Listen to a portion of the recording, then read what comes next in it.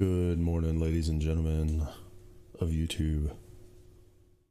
Shout out to the ladies.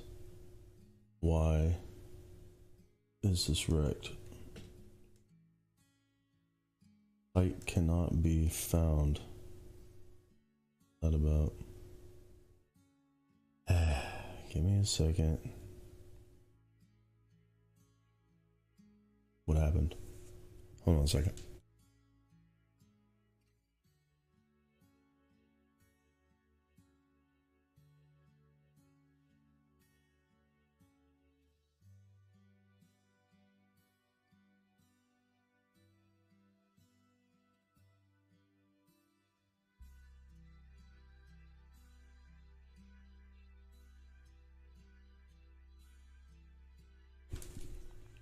All right, try this again, YouTube.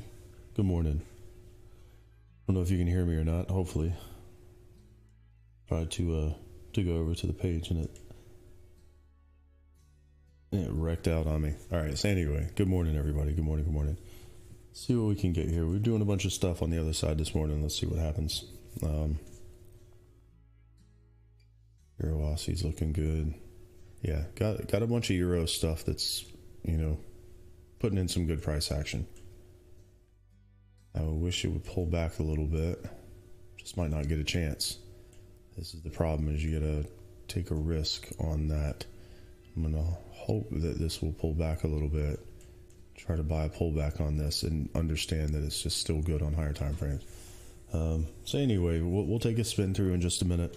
Good morning, everybody. Just kind of getting ready to restart the YouTube stream here. Yeah, there's really not much to say. Oh, hold on a second. I'm watching something right now.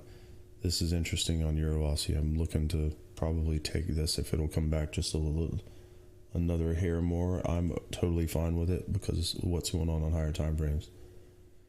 Where is... One second. We're right in the middle of doing a bunch of analysis here. It may not make it back that far, but that's our mark.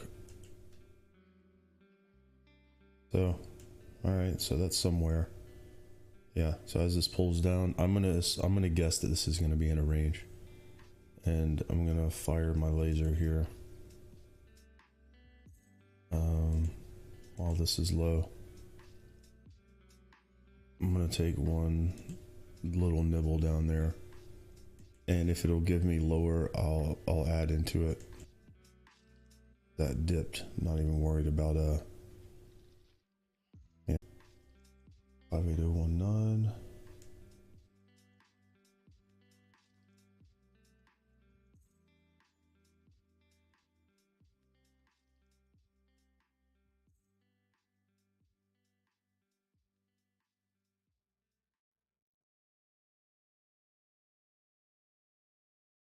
Alrighty, let's go. Let's roll. Come on through. Alright, so good morning, everybody.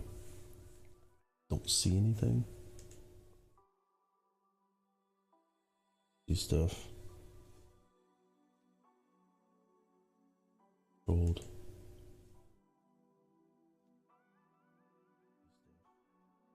Yeah, I don't know what, something going on. It was I think it was lagging for a second. I think it's better now. Yeah. I see dead people.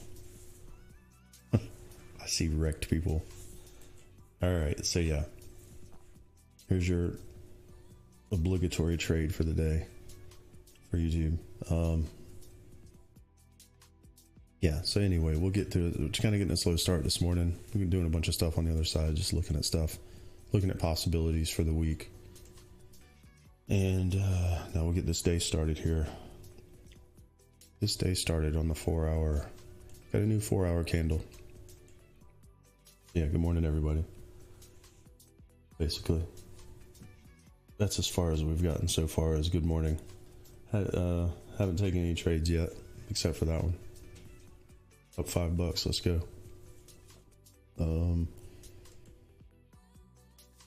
Euro dollars, another one. I wish it would pull back. You know, just we may not get pulled back today. It's just so the euro is so bullish that there's just nothing we can do about it but chase it. So yeah, guys, basically what's going on for the YouTube crew today.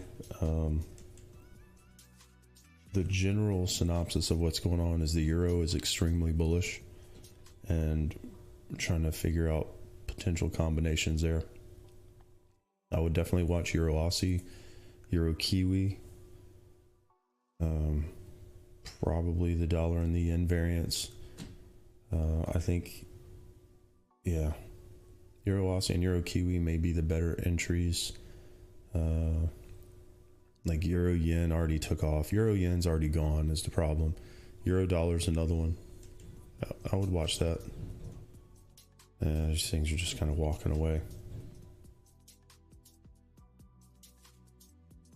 Anyway, looking pretty good there. Euro Aussie, Euro Kiwi. I wish this thing would just come back just a little bit, man.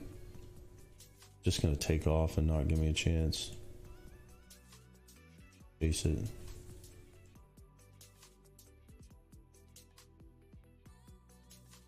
Man.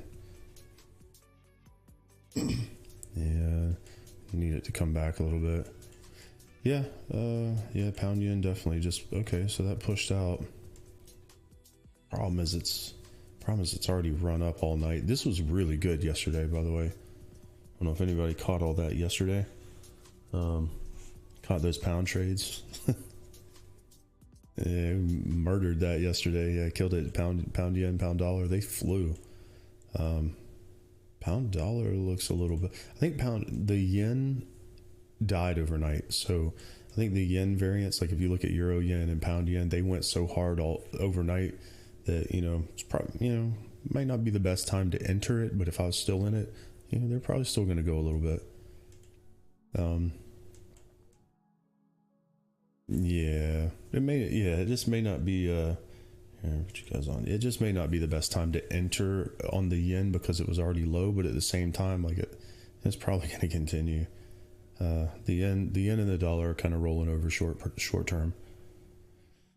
Pound dollar actually doesn't look bad, and again, this, you know, partly a function of the dollar rolling over. You know, we were just looking at the dollar here.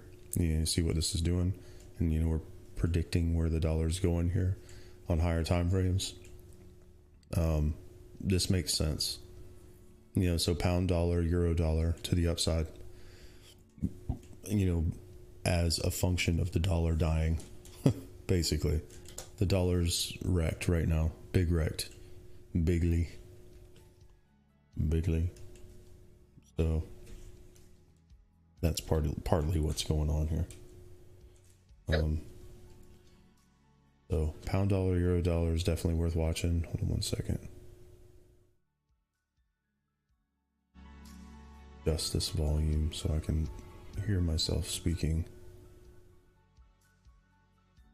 All right.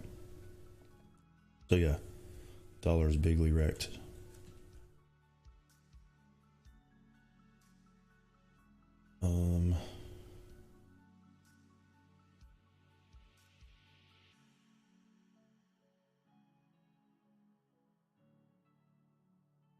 Oh yeah, remember USD CAD? I'm still holding it. Big league. Taking long. No, Big league. Yeah, it wasn't a prank call. It was people trying to sell me. So Euro CAD's looking good. USD CAD. Yeah, dollar CAD too. Off yesterday, man. I'm happy I took that trade. Oh yeah, that ended up like, yeah, it was up here. Yeah, it was a good one, man. Yeah, I remember you were stalking it all day. Yeah, that's the thing. It's iffy, but yeah, man. The dollar died. Yeah, so that's good. Yeah, that's a good thing. Yep, that was a good one, man. Yep, it's a good one. Yeah, I remember you were talking about that yesterday. Yeah, so let's take a spin through and see what we got. I mean, the people on the group on the other side know what's going on here. For the most part, you know, we've already got a plan for the day. You know, that's partly what we were doing, is trying to figure out what's going on here. Got this moving. Got, you know, chase stuff. You know, whatever. There's room on these euro pairs. Let's Just, you know, they've already moved. Yeah, that's the problem. They've already moved. I wish this would pull back a little bit. This would give me some kind of pullback here. Yeah, it's just some of these euro pairs have a long way to go. Potentially big moves, like for the rest of the week kind of thing. The euro is actually rolling under bullish on higher time frames, like a daily time frame kind of thing. So it's a thing. It's a solid close there. But yeah, Euro Kiwi, Euro Aussies leaving the building. I mean, what do you do? I mean, it's got a little more. And what are we shooting for? Oh, okay, wait a minute, I didn't see that. So it's all right. That's probably gonna. Hopefully, we consolidate and push through that. That previous high over here might be close to that. Probably not a good idea to buy it now. Yeah, that might. Probably a wick on the 1 hour. Hold on, I'm just looking at Euro Kiwi here to see how dangerous this is to try to chase this. Probably not the best idea. And there's just not much left. It's good. If this will hold up here and pull back, I think this may be good tomorrow also.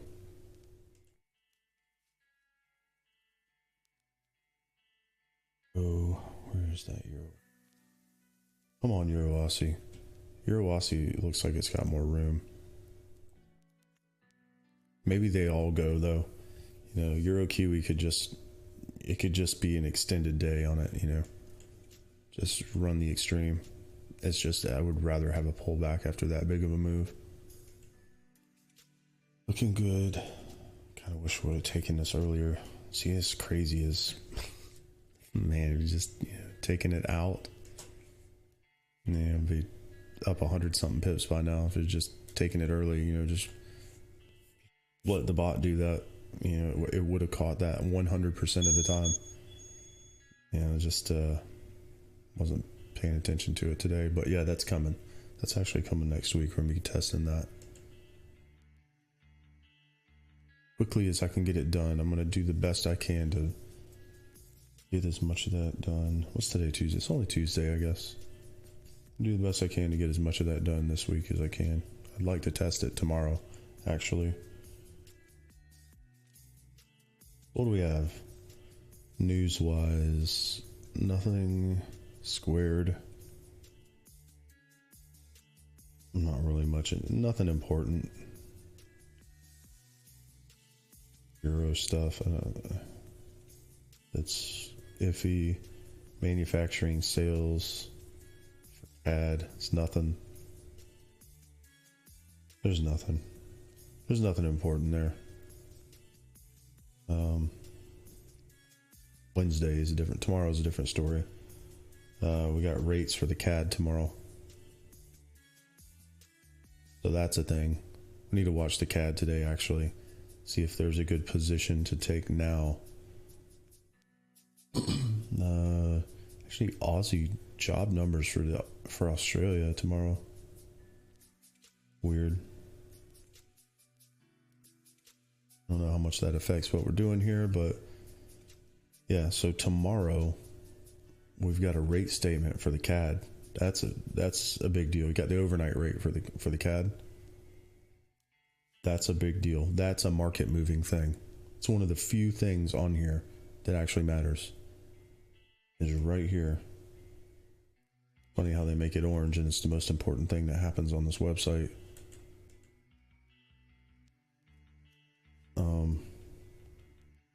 Right here, any rate statement, the rates, when this happens at 10 a.m. tomorrow, that's when you're going to see mega candles.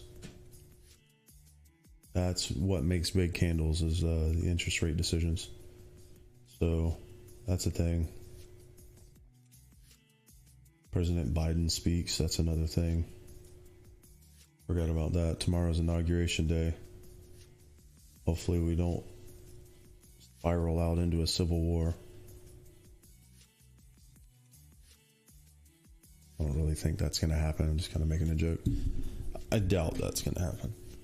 But if they don't chill out with these crazy policies, then it might happen. So yeah, I mean, if a couple people were willing to storm the Capitol, you know, makes you wonder what else is possible. So anyway, Biden is going to be behind a wall and about 20,000 troops. yeah, basically. Well, yeah, I think the problem is how many of the military are going to turn to. How many of those 20,000 troops are going to turn around and fight for the other side? That's the scary thing. There has apparently been word on Bloomberg News that the troops there are being chosen because they don't hold conservative belief values.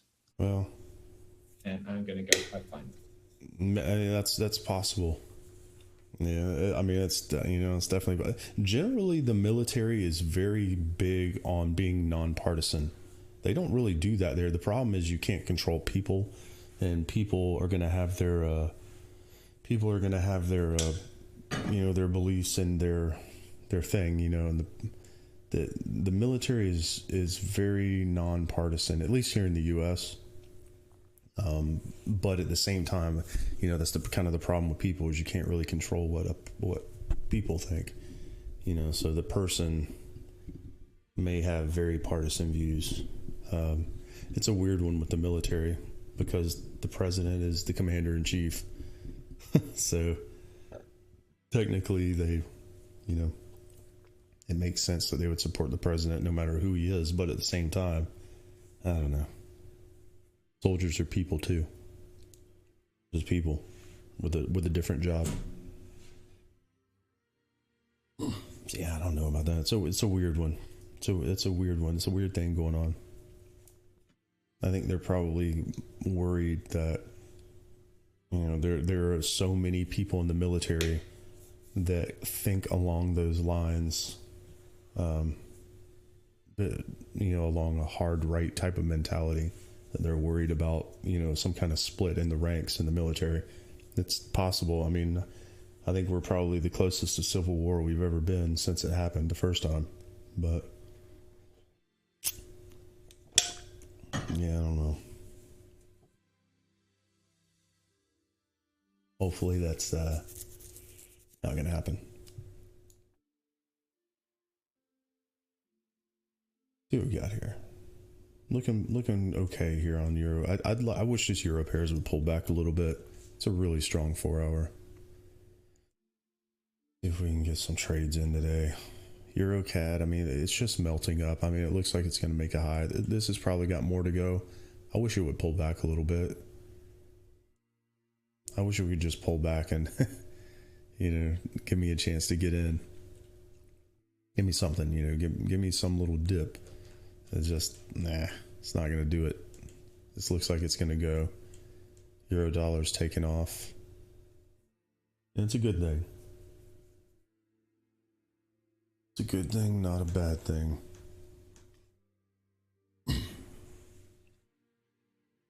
Yeah, I don't know. We're watching the dollar.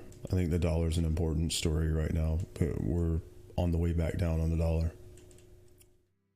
I don't think it's going to break the low or anything, but I think it's going to potentially come back a little bit. We may get a couple days of downside on the dollar this week. I mean, on the daily, this is like rolling over evening star kind of rejection pattern on the daily. Tomorrow may be a pullback and failure day. Pull back and fail, and then continue down Wednesday, Thursday, and then make a low, and then up next week.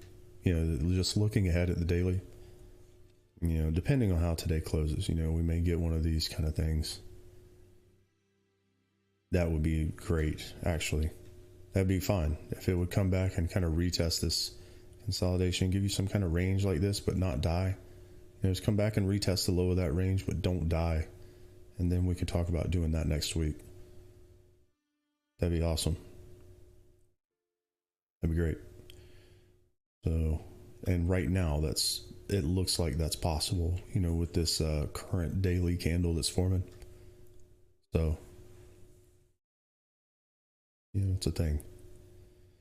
We'll watch euro dollar, see if euro dollar, you basically got the opposite on euro dollar. And we talked about this, range low down here, just money, like it's money, so today, trying to get in as low as you can today, because the thing is tomorrow, this may pull back. If we get a big full daily candle today, which would be great, looking forward into the future here, is just say that this closed like this today. The next daily candle is likely to pull back just a little bit to that magic level right there, and then potentially move on later.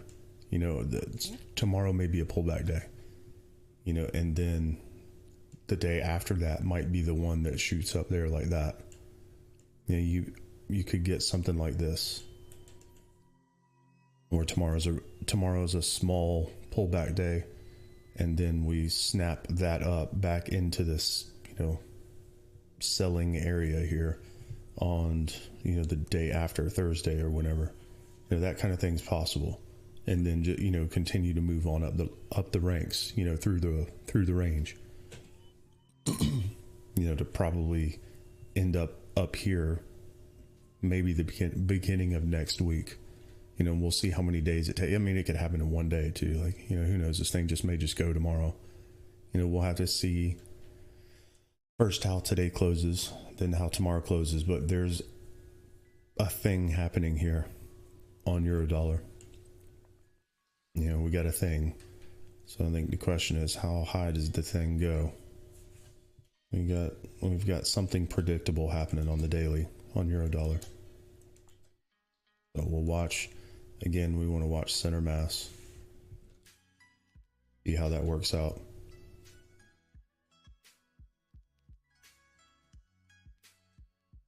How are we doing on Euro Aussie? We need to look at that.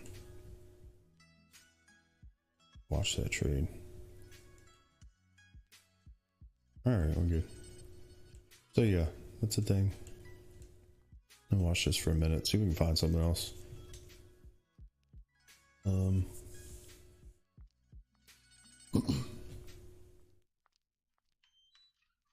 Pulling back. Yeah, it's okay if it pulls back. I think this trade's probably pretty safe, to be honest. This Euro Aussie. This is probably one of the yeah. It's one you don't want to be short on this one. Yeah, definitely. Yeah, Warren, that's what we were kind of talking about this yesterday, actually. I don't remember if you were in here or not, but yeah, there's a lot of stuff going on with this. I mean, it was all over the news yesterday. Now, who knows how true these things are? I wasn't paying attention. Yeah, so you may not have been here. So who knows how, how this stuff goes.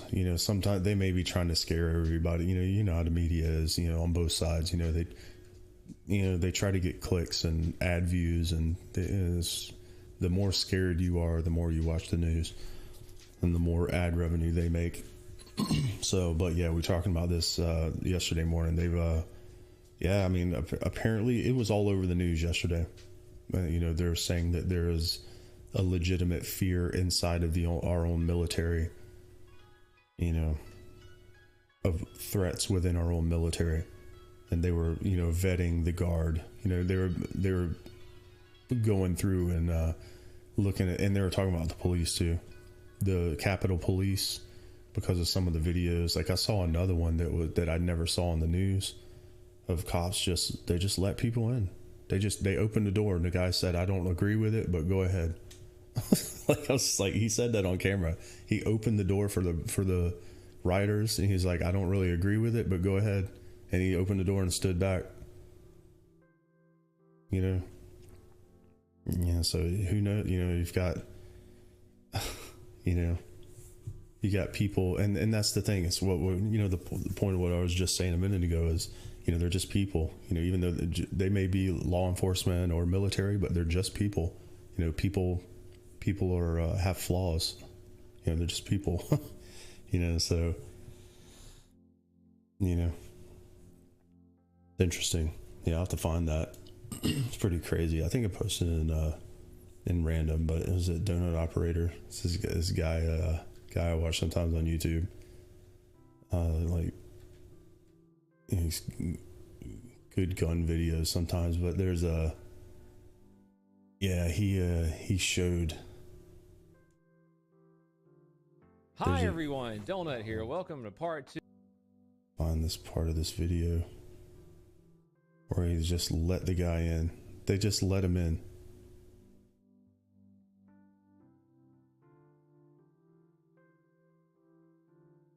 I think it was this video. Yeah, right here.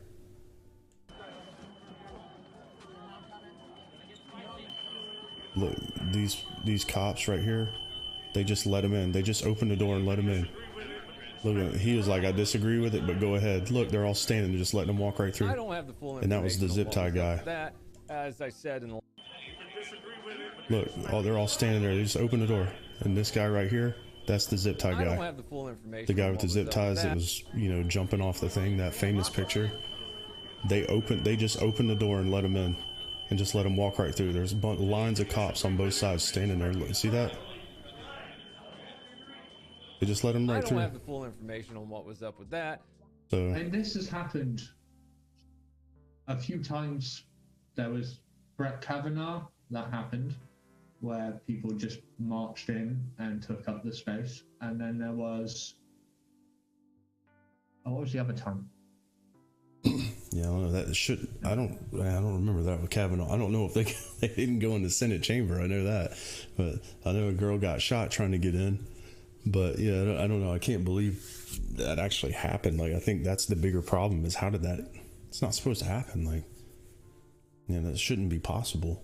But yeah, it's interesting, you know, and it's possible because, you know, and this is kind of the point of the conversation, is the reason it's possible is because some law enforcement and military share that same ethos and they have the same ideology. And, you know, so you're going to get that something. And I think that's the issue with, you know, they're talking about, you know, the threat from within as far as the inauguration is concerned. You know, you don't know what people are going to do.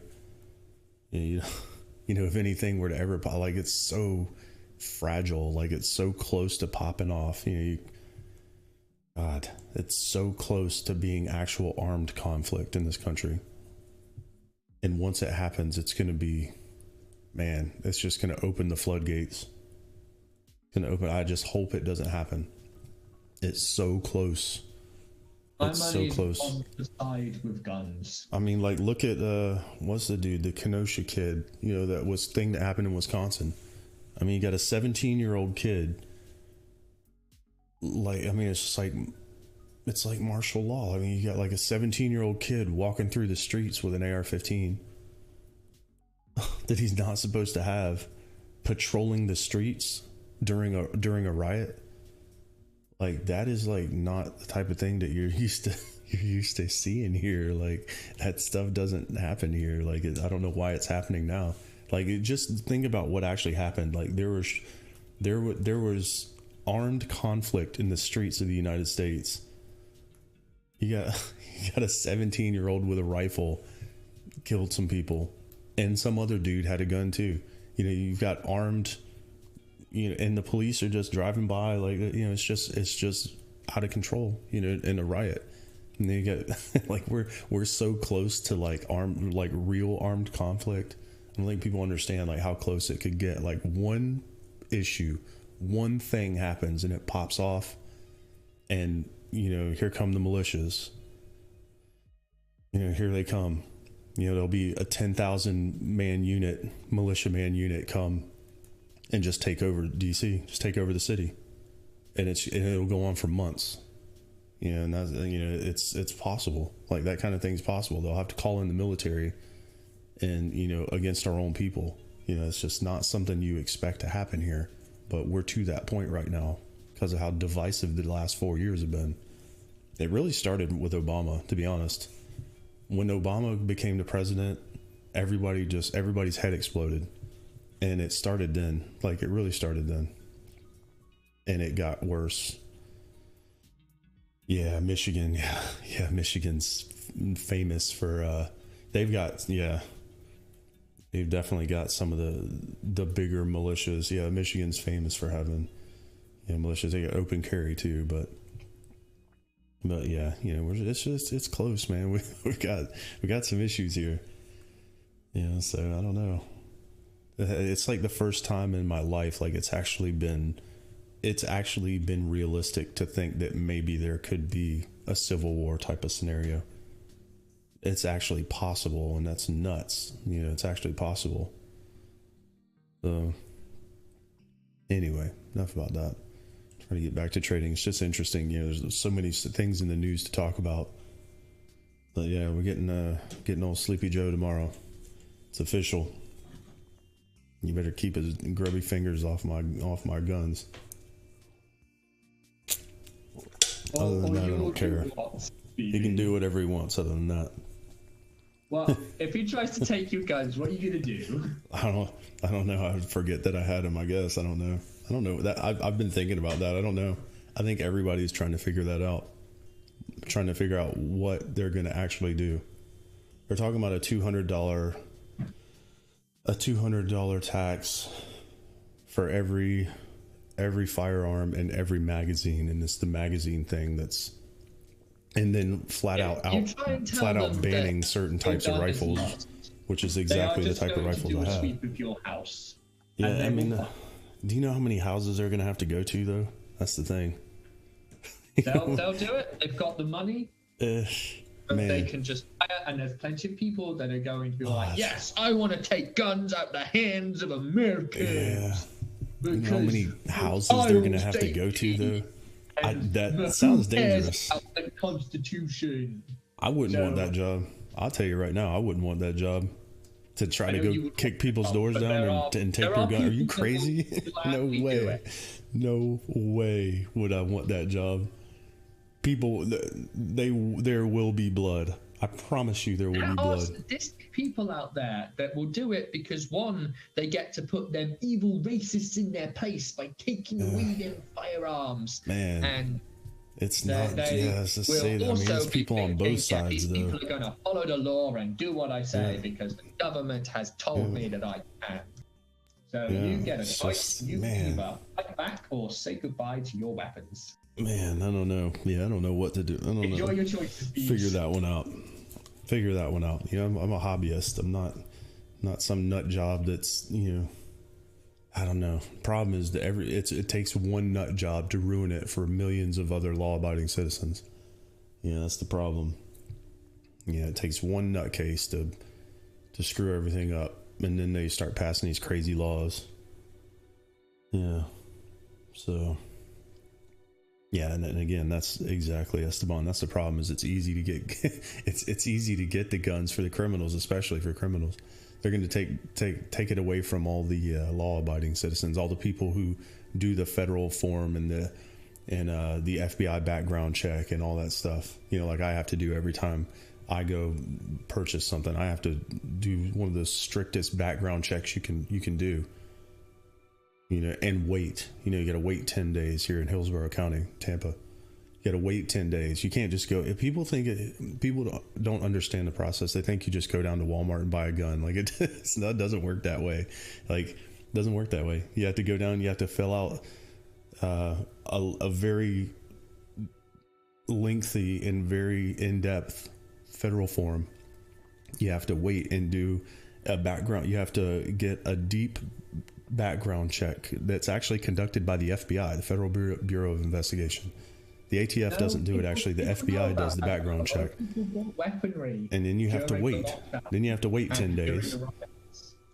Yeah, so it's just not like familiar with the process. Yeah, it's not like, I think, a lot of people think you just go down to Walmart and buy a gun. Like it's just not. There's a lot of misinformation out there about that. Come on, Euro Aussie.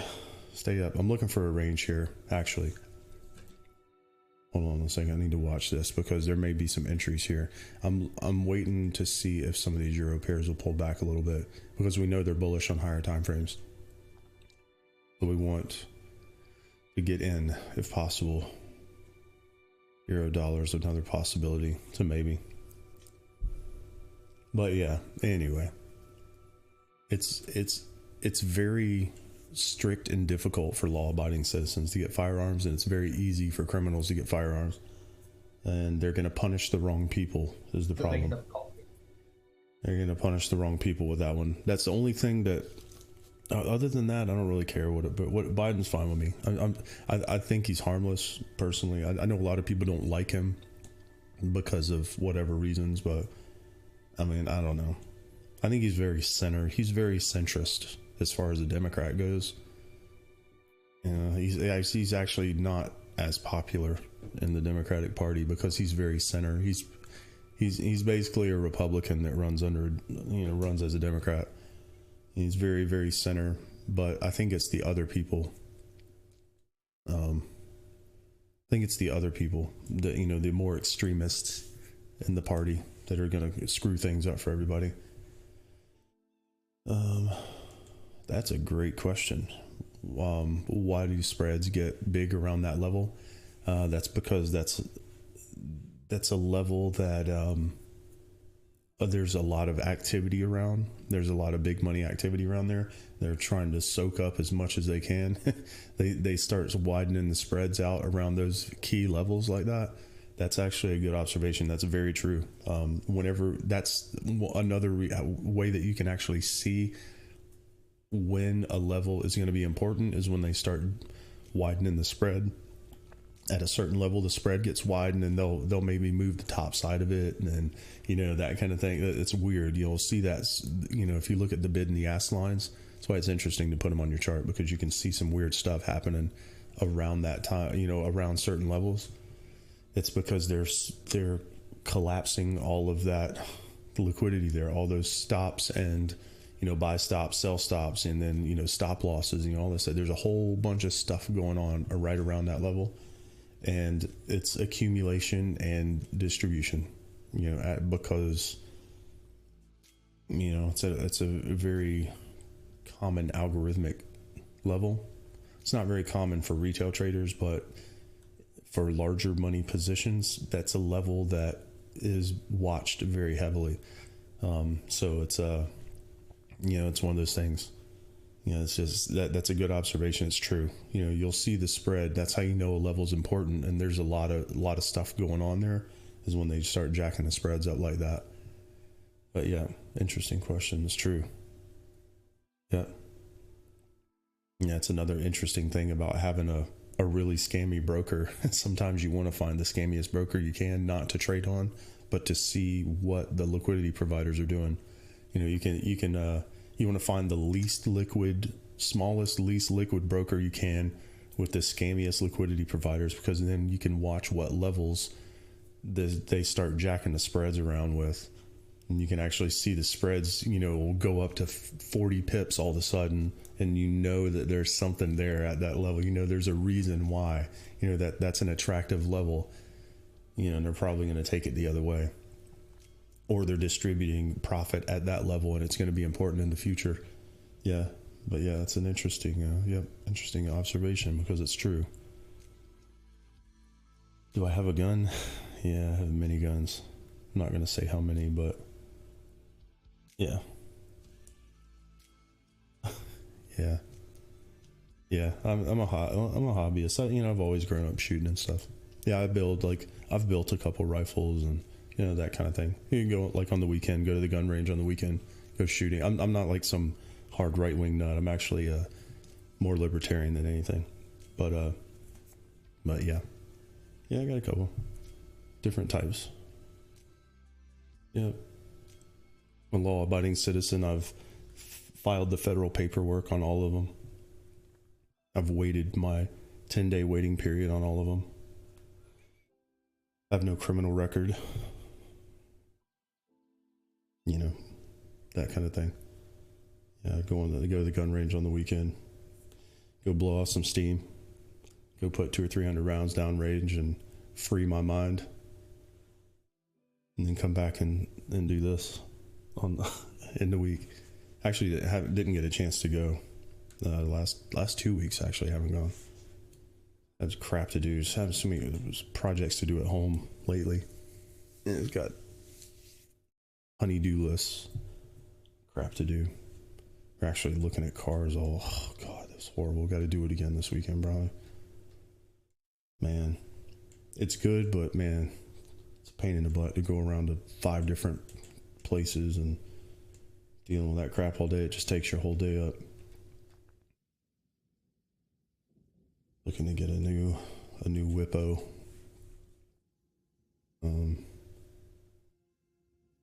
Euro dollar is actually looking good here. I'm watching this. I wish this would pull back a little bit.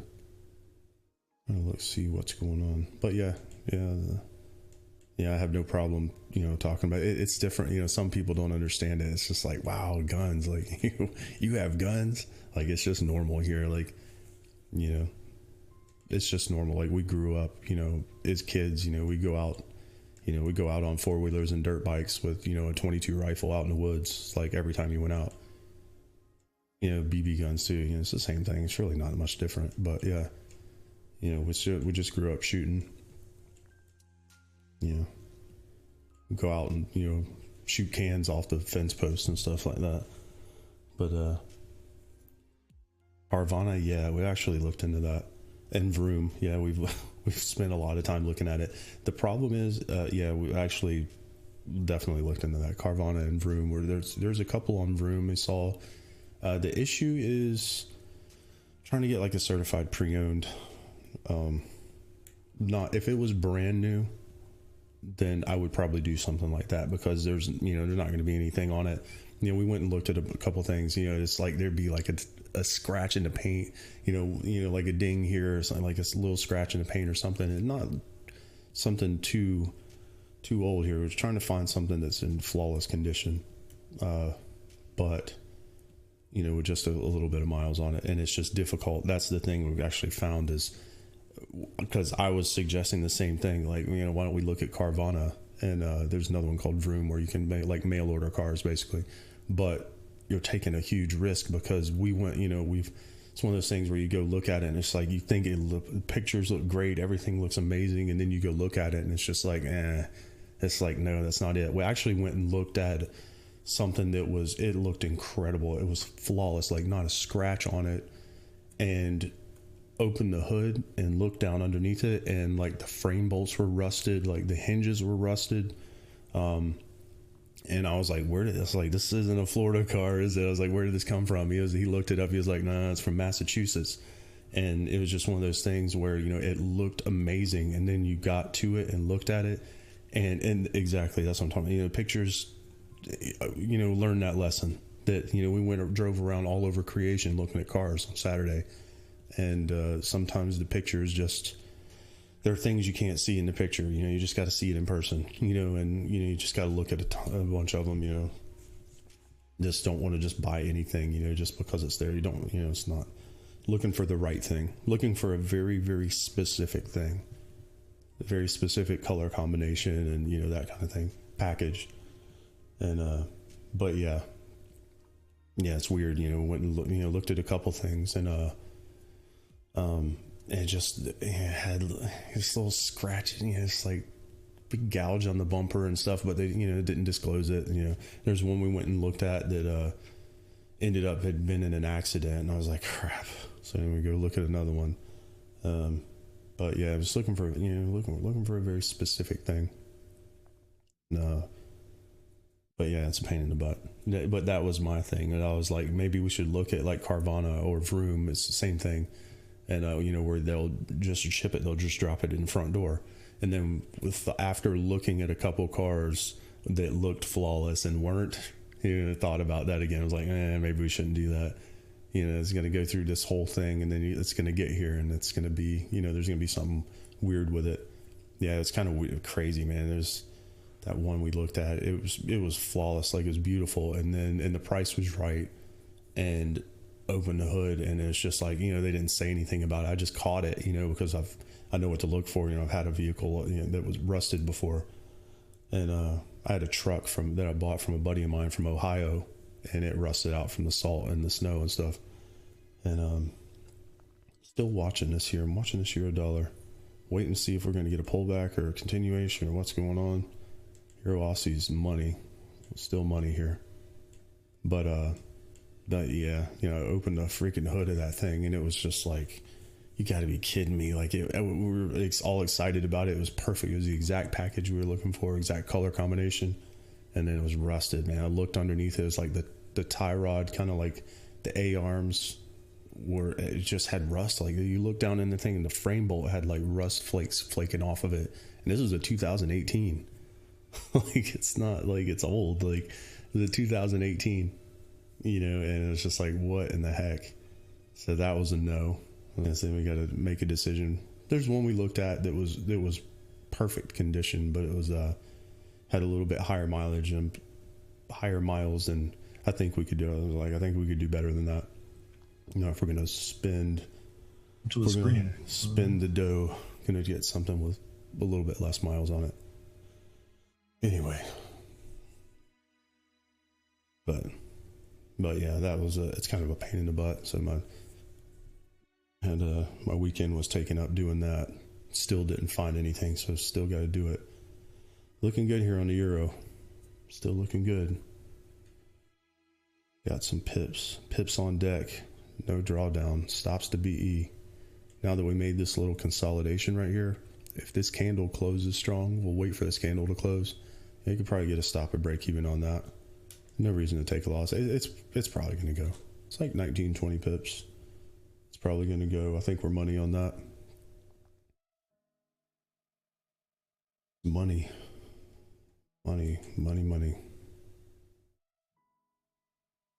Anyway.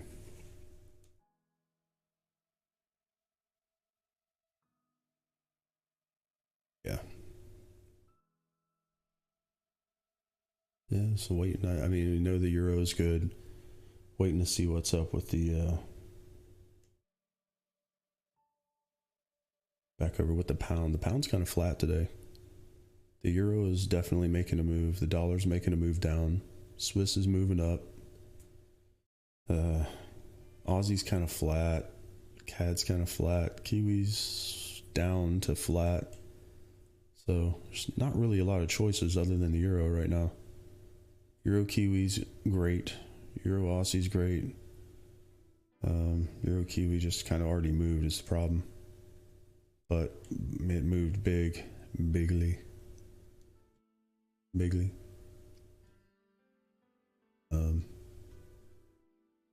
Yeah, just kind of chilling, watching, waiting, wait for pullbacks or something, see what happens, see if the pound gives us anything.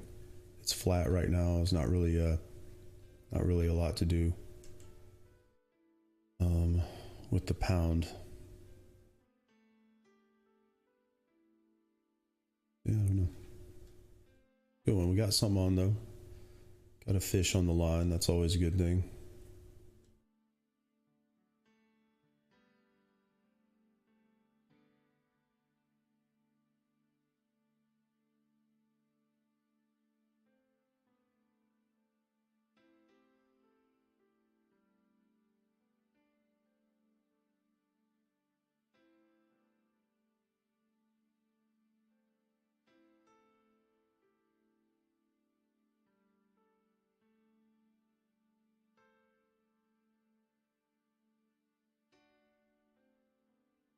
Yeah, just watching, just flipping through other charts, looking at stuff, see what's going on. It doesn't look like much is going on other than the euro really right now. See where we are in euro dollar. See if this will pull back a little bit. We might get a full day's range out of these things today. Be good if this will hold. Happen. Are we still on? Kicked off of YouTube? Maybe not.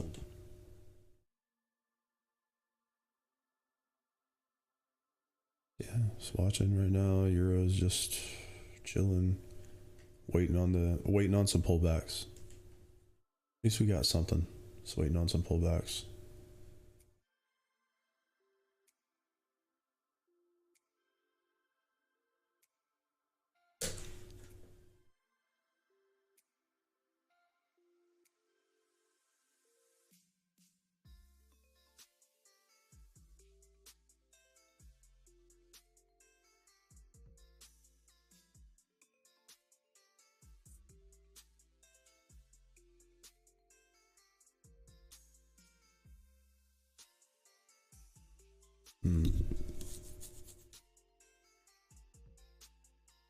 Anyway, I think EJ for a reversal. Man, that's a tough question there because the euro is bullish. But man, that it's already moved so much. That's a good question. Man, this thing's already gone. Like it's already pretty much the extreme. This had a huge move overnight. I'm not sure on that. Actually, back to the next level up here. Yeah, I wouldn't want to be buying it. That's for sure. I definitely wouldn't buy it. The yen can't come down all night. That's really what caused this. That's what drove this rally here. Is the yen got weak all night, and now that's kind of chilled out. And like the yen, we had this big dive overnight, and now it's kind of chilling, and it's kind of grinding flat to bullish mildly. So as this kind of pulls back up, yeah, I mean, I could see that. I would probably wait for the euro to stop, because right now the euro is very strong. I definitely understand why, you would look at that and say, maybe that's gonna pull back down. Yeah, right now the yen is definitely trending weaker, and the euro is trending bullish. So you know what I mean? Like I might wait on. I wouldn't try to short that one because of how what that just did and how low it is right now. Really, I wouldn't try to short it yet. I'll take a look at it. It's just it's sketchy to short it because the euro is still bullish, and the yen is trending weaker on higher time frames. So it's like a double whammy. The crazy thing. I mean, I don't know how much farther it's going to go up, but it may not come down that much. Is the thing. It may just just kind of range here sideways. Yeah, I don't know. I would probably leave that one alone, and for that reason, it's just the euro is probably still got room to the upside. Especially on the forward. Yeah, no problem. Strong. Yeah, it's crazy. I totally understand why, because the thing is nuts, man. It went bonkers overnight, and it's already run like an extreme range. It's just one of those it's probably just not a short. It may not pull back that far. If it does, you may get some little, thing like this in range today and then go up again tomorrow, overnight, that's possible, or come down in Asia. Right now, the euro is still bullish, and I think it's too bullish to mess with. And the yen's flat right now, but overall, it's bearish. So it's kind of working against you there. You got a bullish euro and a bearish yen. But this has already moved. Even though this has already moved a lot, it may not be a short yet until that dynamic changes. We'll watch and see. It may be later. We'll see. Honestly, it wouldn't be a bad risk. It's just, I don't know. You run the risk of this going a little more today. If it just has a huge day, which is possible, it's probably best to stay out of that one. It's because the euro's still strong, just not getting the pullbacks here. I was hoping to get a pullback here. Some of these euro pairs are just gone. Just going to be a big day in the euro. It's good. At least caught one of them. I'm okay with catching one. I can handle that.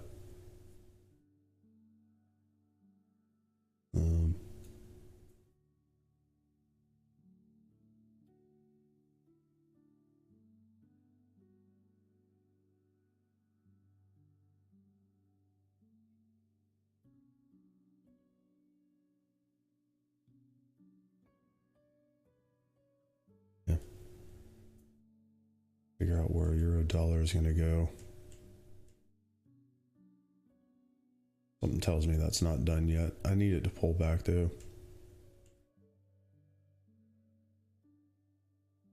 Maybe, and maybe that's I think what's going on here is it's pulling back to. It depends. It depends on which time frame you mean rolling under on euro dollar. actually may support that, to be honest. We're looking for the high. Kind of the same thing, you know, we're on a high here and looking for this to retest the high, actually. You know, so as this, you know, potentially comes back up here and maybe distributes and makes a lower high this time, that kind of thing, and then taken back off to the downside. A lot of times, you know, there'll be a high up here. It depends, you know, it's fractal too. It depends on, you know, what's going on there, but which time frame. You know, we're just looking to retest the high of the range. You know, this is kind of rolled under. I do think that this is going to reject here. I know what you're talking about there. Yeah, but yeah, you just think underneath, you know, this peak like that. Just looking for this to retest the high, but maybe not break it. You know, it depends. It depends, you know, on if it actually makes it up to the high. But, you know, looking at where the dollar is, same thing. Higher low on the dollar, lower high on euro dollar. If that happens, and then you could be getting a major drop, you know, all the way back, maybe even through that consolidation. You know, and this is daily. You know, this is higher time frame stuff, but yeah, it's a fair question. You know, what I'm personally looking for right now, just based on, you know, looking at higher time, 4 hour and daily kind of thing, especially the daily, you can see what's going on here. Well, we got a clear reversal on the daily. So again, looking to close today strong, potential pullback tomorrow, entry tomorrow, and then run that back up to retest the high or make a lower high. It just looks like a big range on euro dollar. Oh, EJ. Okay, never mind. Okay, I thought you were talking about euro dollar. Let's take a look. Well, that same thing. Let's look at that. And I don't know, it depends on which time frames. But yeah, I mean, this is more of like, you know, that shark fin kind of move. I think what's going on here is, honestly, I think this is going to stop. Here, talking about euro dollar.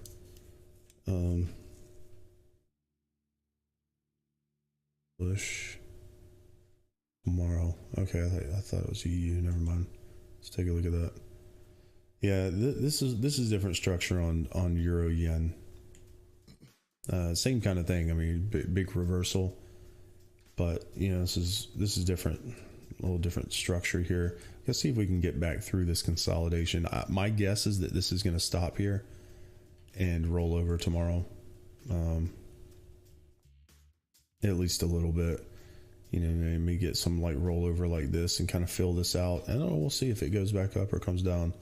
Right now, I mean, it's reversed all the way back up, but I don't know. I don't really trust that because of this, you know, we're beneath this dense, you know, kind of messy chart here. We're beneath this really dense consolidation on EJ. So I don't know. We'll watch and see. My guess is that there's going to be some kind of range that gets put in here. It's actually not really, maybe not a bad idea to watch and see if this is going to roll over later, because that very well could and fill this out. So it's not necessarily a buy, you know, it's to say, I wouldn't short it yet, and I would wait and see where the high of the day is. But if this does start to roll over, it could be a range also. You know, this may do that, you know, and fill this out a little bit, that kind of thing. But who knows where it's going to go after that? My guess is down, but you know, it's not necessarily a bad idea to try to short the high of the day. I'm just not sure that it's yet, is the thing. I'm not sure that it's there yet. But yeah, we'll watch this and see where it's going to go. It's pushed quite a bit. I don't know. We'll watch it and see. Kind of play it by ear there. Yeah, it's a fair question on EJ. Yeah, fair question. Because generally what I would expect would there to be some kind of range here like this, and for this to fail and roll over and come back through there. So it may not necessarily be a bad idea to short the high of the day today. I'm just not sure if it's there yet, because the euro is just bullish like right now. I don't know what's going on with that. Still bullish. It's good. But yeah, as far as short term, I don't know where the high is here, because this thing's still going. Maybe. I would rather watch it. And then if it starts to roll back over, we'll probably know what's going on. And if not, who knows? The whole thing could be invalidated. The range, at least, you know, and if it goes and retests the top of that range, I doubt it, but we'll see. Yeah. Honestly, it might not be a bad risk to try to short the high of the day today and anticipate a range on higher time frames. I don't know. We'll watch that. We'll watch that one because it did go up pretty high. You know, if this rejects and starts to roll over and kind of give some confirmation, I mean, this is going to have to cut through all of this, like this whole density right here. You know, my guess would be this would range, but maybe not. Don't know what's going on there.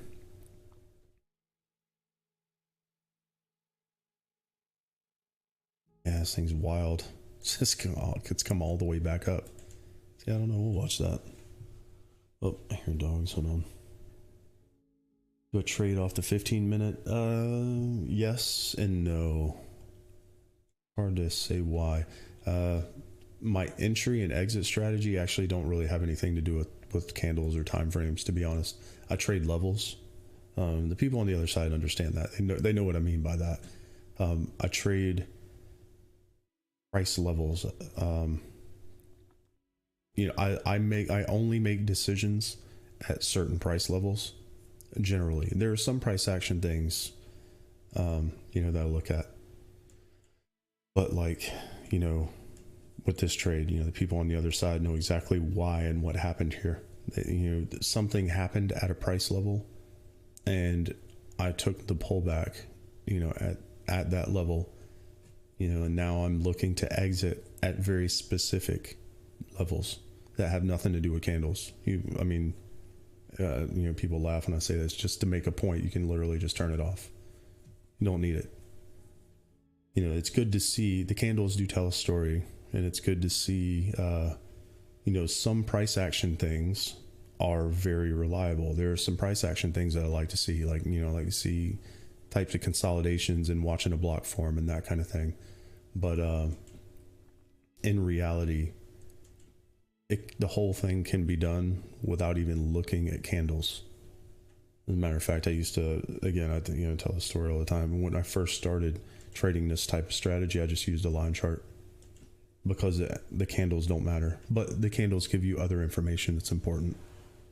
You know, if you're trading price levels for a reason, then the candles actually have nothing to do it. Nothing to the left matters. Like it doesn't matter, but it helps you to mix you know, you can mix multiple types of things together, to try to figure out where the money is.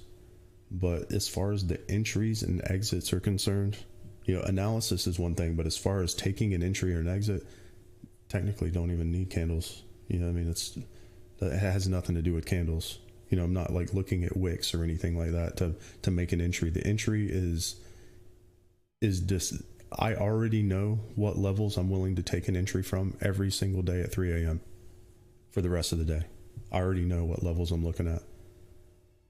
And that may or may not make sense to a lot of people, but it's not supposed to. It's something it's different. It's not what most people do. But you know, the entries I take and the decisions that I make have nothing to do with the candles or to the left or anything like that. But I like to watch the price action because you can kind of have a hybrid approach and look at two different types of strategies and kind of confirm what you're looking at. But literally, as far as the entries and the exits specifically are concerned, not the analysis, but the entries and exits are taken from a formula. So it's more of a calculation than anything. People on the other side know what I'm talking about. It's actually a calculation and has nothing to do with candles. So it's kind of a different approach. Works for me, as you can see. So yeah, I just don't do the same thing. You know, I don't do what everybody else is doing. I have a very different way of doing it, and I've been doing it for a couple years, and it's treated me very well.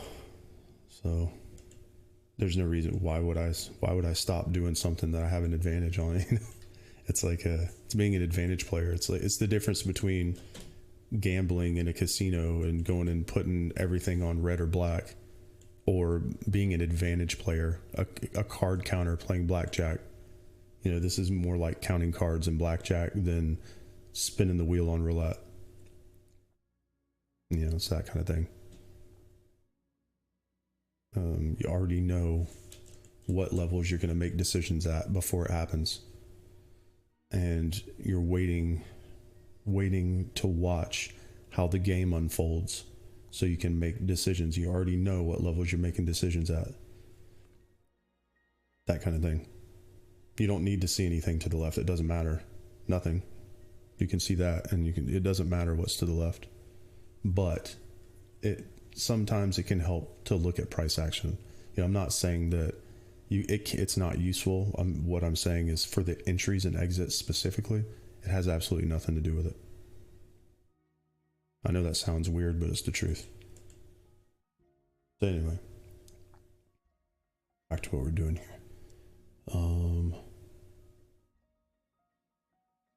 Euro's still strong. I mean, I'm waiting for the euro to pull back a little bit. It's just on a warpath. It's on a rampage to the upside.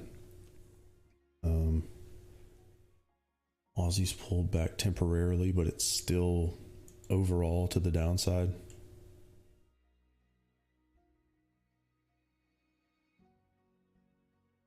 Yeah. It's just I know it sounds weird, but it's the truth. Yeah, it's the way that I do things is probably different than anything you've ever seen. It's almost certainly different than anything you've ever seen. Pound dollar is interesting here. If we get some strength in the pound, then that may go. Looks like the dollar is just dead. Just straight down on the dollar today.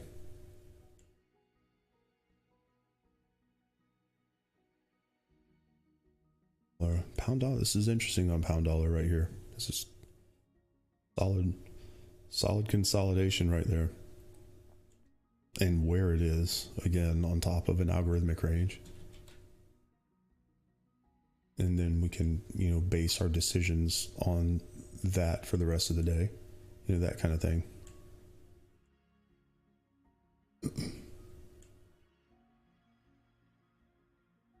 We're watching this. See what's going to happen. This is interesting here because if the dollar continues weak, which it's looking like it might do, looking like the dollar might be rolling back over short term, then pound dollar may be going up. Something to watch here right now. Yeah, I mean, the dollar was weak. It's just, it's already been weak is the thing. Just kind of flat right now. It's flattened out because it dropped. I don't know, watch this. I mean, it just looks like it's going to continue lower. You know, you can see where the price action was over here, but you know, the same thing. You know, already know that we're making a decision here or lower. We're looking for this here, this level lower. This would be the most likely target to shoot for. You know, shooting for that level down there. As far as the low is concerned on the dollar, I would say that when it's this consolidation like this is unlikely to be the low. So if we get a strong close here on pound dollar, fading any red on the next candle is probably not a bad idea, just to try to get above this consolidation and move on up. You know, move on up to the next level. Makes sense. Stop. A temporary pause on the way up. Probably consolidate here and then make the push. You know, I mean, it looks good. It's really the dollar. It's the dollar weakness. If the pound gets any strength at all, which is what it looks like, getting a little bit of a, you know, I'll have to watch it. Interesting.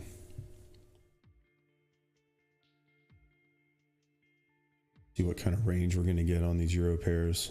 actually, rather than pull back, I wish they would pull back a little bit because they're bullish on higher time frames. I might get a chance to actually get in here. I just took a little. They're on Euro Aussie. I wish it would. I would actually be okay with it to pull them back. Problem is, it's probably going to come right back to the entry. Will be the low of the range. It's going to put in a range here and then go up. This is very bullish on higher time frames, so it's worth a shot just in case it took off. And try to figure out what else is going on. What just happened there?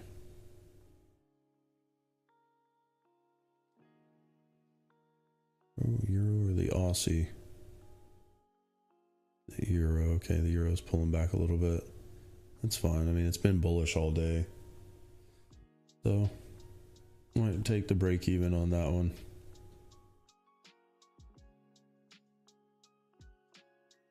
Big deal. Hold on one second. I don't know if I should take the TP on GJ or just leave it, because this on the 4 hour is a runner. This could be a runner. Oh man, if it's there, there's nothing wrong with taking it. I mean, if you got the profit, I'm gonna put a break-even stop on this Euro Aussie just in case. No reason to let it run against me. Thing is, it's still bullish. Like, I don't know, watch it. If it does make it all the way down, probably just get back in it. It's a crazy thing, but I'd want to watch how it forms just in case it gives a better entry. I'm actually looking for something a little lower on that 4 hour. Ow, I'm falling on my chair.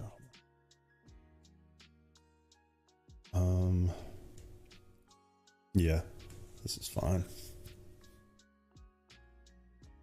Pull back.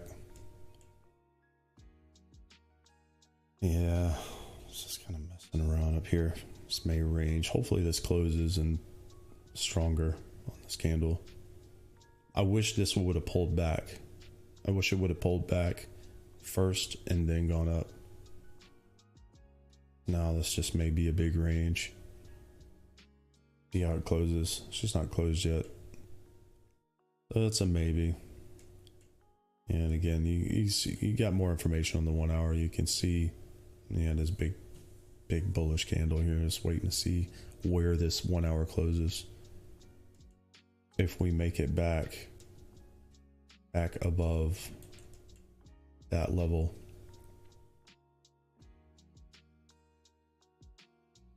so maybe. That was a pretty bearish close, but we'll find something else. Hello, good morning, Olivia. Good morning, good morning. See if we get a range here or what. And if this is going to come back down, then we'll reevaluate this situation. It's still bullish on higher time frames, but it may be pulling back on the 4 hours. The thing. See how low this gets on the 4 hour. Yeah, it's a messy chart. I think the 1 hour is the thing to watch, actually, because it has the piece of information that you need. We need to stay above. We need to close above this level. That's the thing. Is it going to get stopped out? Is it going to come all the way back down? It's going to have to come all the way back down, you know. And it might, you know, that's the thing, is what kind of range. Is it just going to be a range? You know, is this going to dip down and then come back up and make a wick? We're going to figure that out. It's worth a shot, though. Not a short, I'll tell you that. Not a short, even though it's kind of near a high. It's just not a short. It's more likely to continue higher than to be like, I don't know. It's just not a short. I would rather wait for it to come lower and buy it lower than try to sell it now, if that makes sense. Even if it comes down, it may be risky to try to sell that because of what's going on in the higher time frames. Wish some of these Euro pairs would pull back, just kind of missed the run. I don't know, let's watch and see. Get back in, see what's going on. Pound dollar is tempting right here. Same thing, I mean, it's worth a shot. And if the pound is going to move up, that might be a good place to rotate into or to hedge risk in the pound dollar structure. I mean, that's It's money. Actually gonna, I might just take a little piece on that. No reason not to. Hasn't moved far enough to worry about. Ooh, there's your dip right there. All right, I'm gonna take that dip.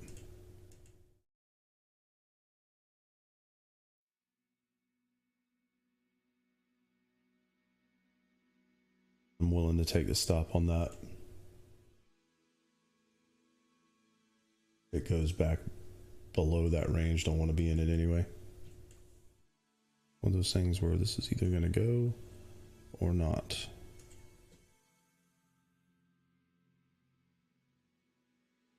Get up there first while this is pulled back. So you got a consolidation here. I'm just going to guess that this is going to resolve bullish because of where this is. It's bullish now. 36787.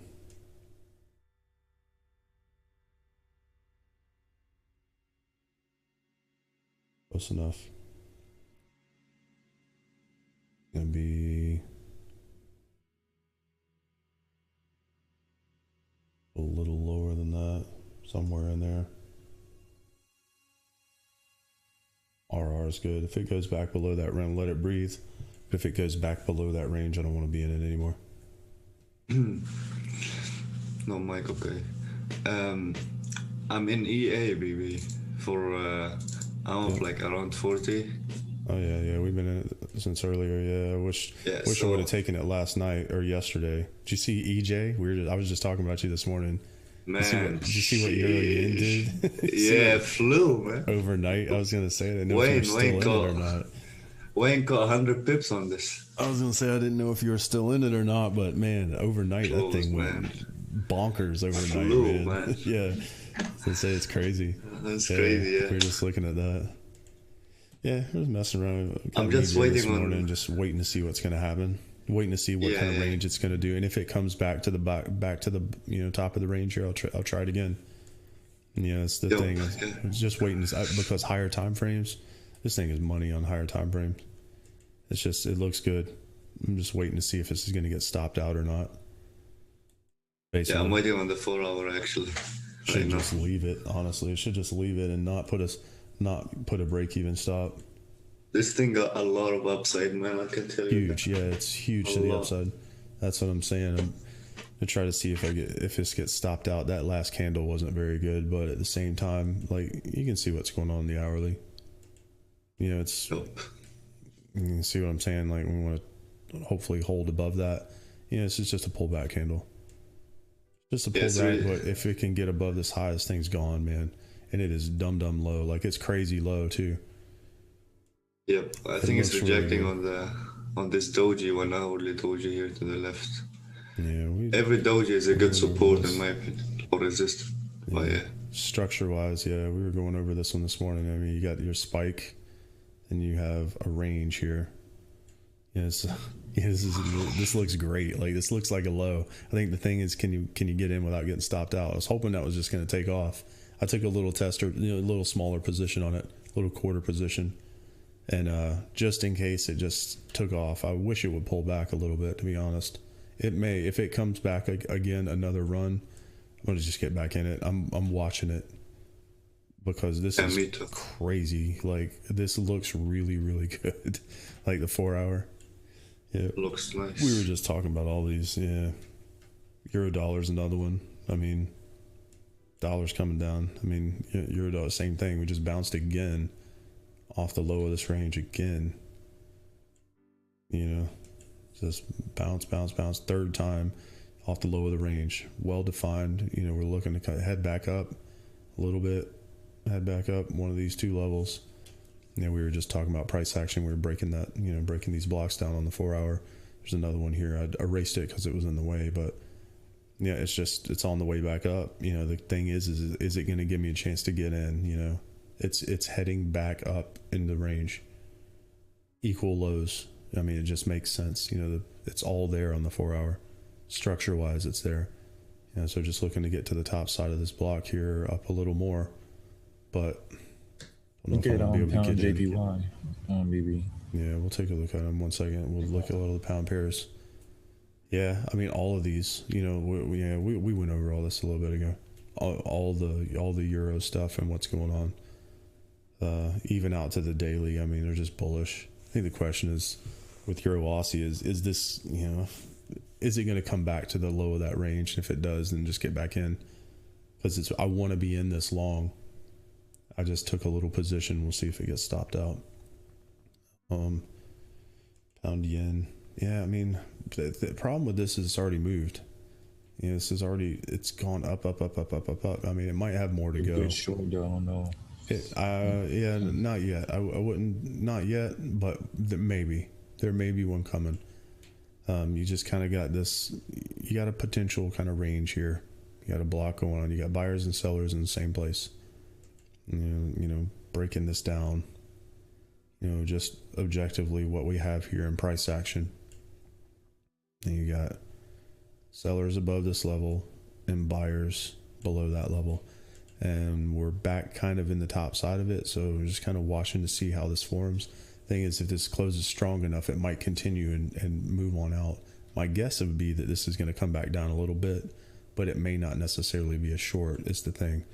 You know, this may come back through here and then wick back up and do this kind of thing and then go again later. Like, that's possible. You know, because you got higher low, you got a target high up here. It would make sense that this went up at least a little bit, but we'll see. We'll have to see how this forms. Whoops. I don't want to just clicked on that, but yeah, you know, this is interesting here on pound yen. We're watching it for sure. It's not necessarily bearish. Pound dollar is the same thing. 1 second. Find it.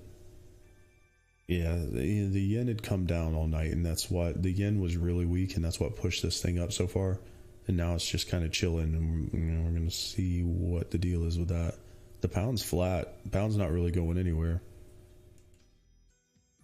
So, I don't know. There's not much movement in the pound. But that yen was weak. And the yen, that's what pushed this up. The dollar's still weak. The dollar's still pointing to the downside. Euro dollar, I wish this would pull back a little bit. It's just not going to give a chance to get in.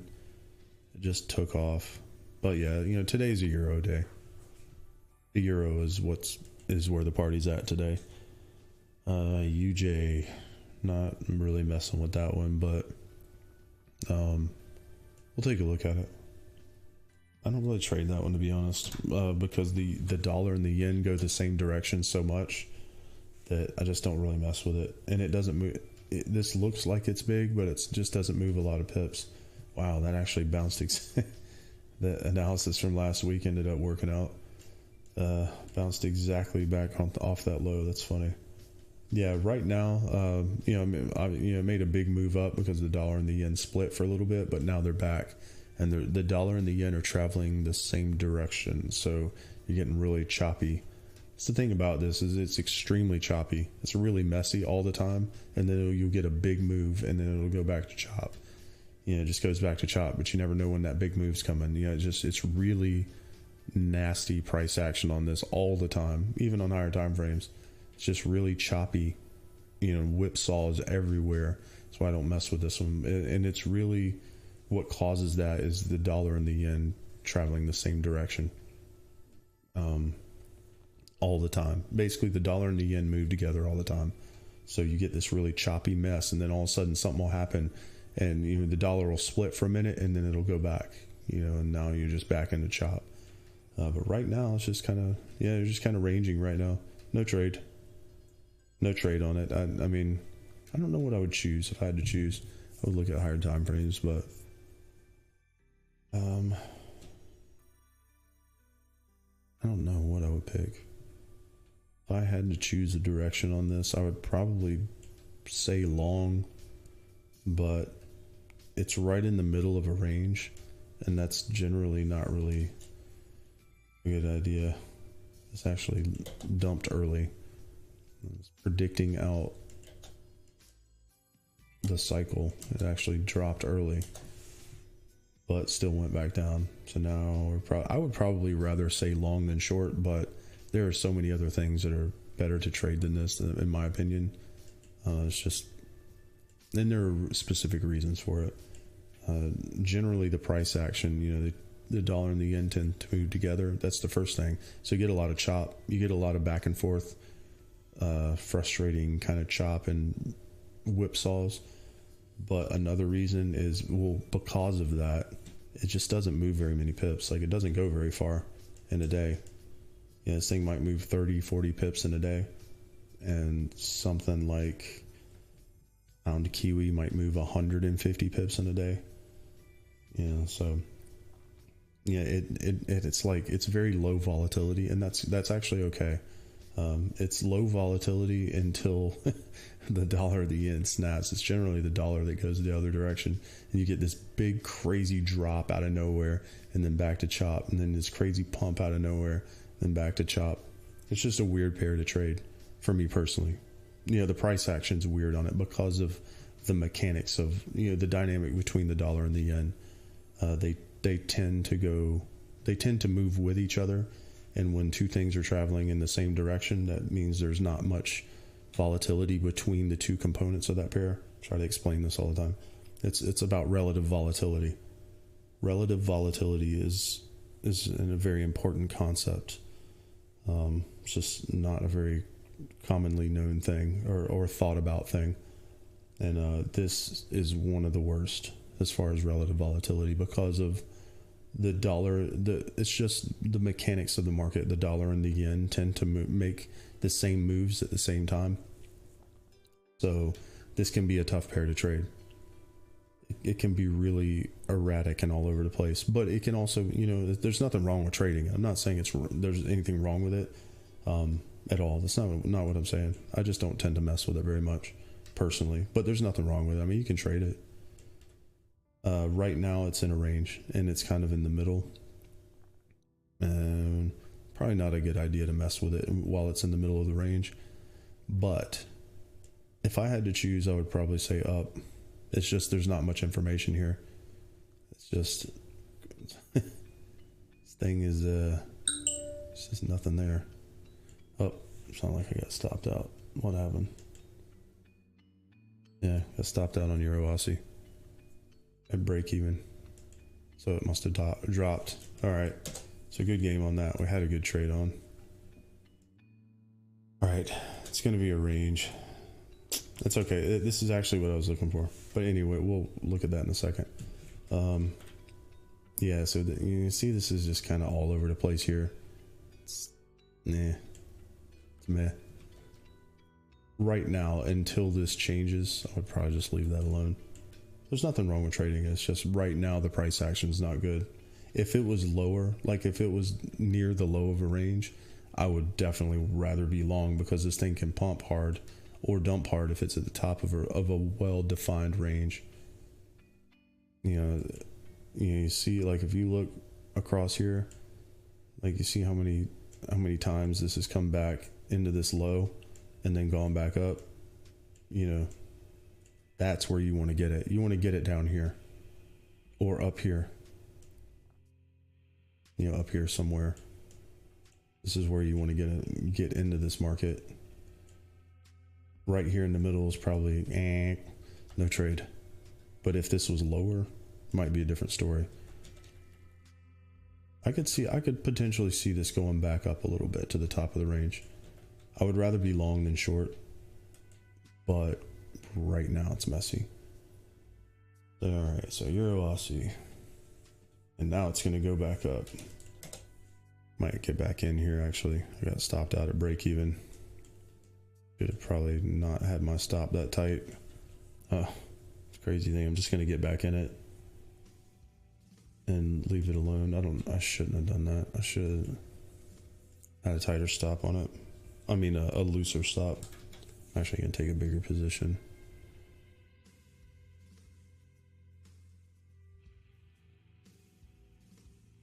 I wish this would pull back a little bit. I wish it would give me a better...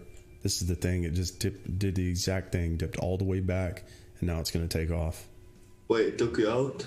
Yeah, I moved my stop to break even, and it just took me out at break even. Didn't lose anything, Man. but I shouldn't have put my stop at break. I just, I was just saying I'll get back in the market, but it instantly. This is the problem, because taking these levels is they can be. The problem is they're accurate. That is the problem, because when it comes back, it's probably coming back to your entry and then going to turn around and go the other way. That's the issue with it. You see what happened. I took it on that level to begin with. I was hoping that it would just go, and it just dipped back just a little too far. So it's all right. I may get back in that one. There is a and just look for a Euro range. looking like a short here soon. Looking to take some out of it. It looks strong now, but I'm looking to take a scalp in a bit. Maybe. When it hits. Yeah, I'm watching that one too, because it could be a big range on higher time frames. It's very possible that this is a range. I want to see it roll over first, but yeah, I totally get that. We were just talking about this. For this, we just talked about that exact scenario on Euro Yen. We talked about it yesterday too, but yeah, we were just a few minutes ago talking about that exact scenario, because now you had this consolidation here, and now we've come back under it and potentially going to fill out this gap right here. This gap in liquidity, potentially to be in some kind of a range here,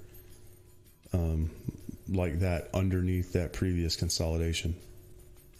So I'm watching this to see if this is going to start rolling over, and if it does, I'm just going to assume that we're going to do something like that. It's actually bearish overall, but that is definitely a possibility to continue lower. So it's actually not necessarily a bad short. That kind of thing. This is what we were talking about earlier, is filling out this gap right here with volume. If it rolls over, if it starts to roll over, then probably want to be short. But yeah, I mean, it's never bad to anticipate it either. Just take an extreme. I think it's already ran a whole day range, so. Oh sure, yeah, it's gone way far. Yep. Could run to the extreme though. The thing is, it pretty much did. And it's rejecting. Yep, and that's the thing. We'll watch it. You got a previous level here. Just watching to see what it's gonna do. I'm waiting on this 1 hour actually to close. Looks like a doji close. Could be an indecision. Could close like red, flat, and then give you a huge red candle. Yep. Yeah, it's not a bad idea to try to anticipate that and anticipate the range. I mean, now, shorting the high of the day is probably a good idea here. That's, I totally get that. Shorting the high of the day is not a bad idea. I think 24 pips you can get out of this short scalp only. Unless, No, it might, maybe. Yeah, it depends. It could give more than, it depends. If it rolls over, it could be all the way back to the low. It's possible that this puts in a range, underneath. It could be something like this, is the interesting thing about that. Because of, if it stays underneath all of this consolidation, and doesn't die, if it ends up coming back down, this could be a range here for the next couple days, so we'll see. It hasn't really done it yet, it hasn't done it yet, but because of this consolidation here, this may just have pulled back, and this thing could come all the way back down. So we'll see. We're watching it.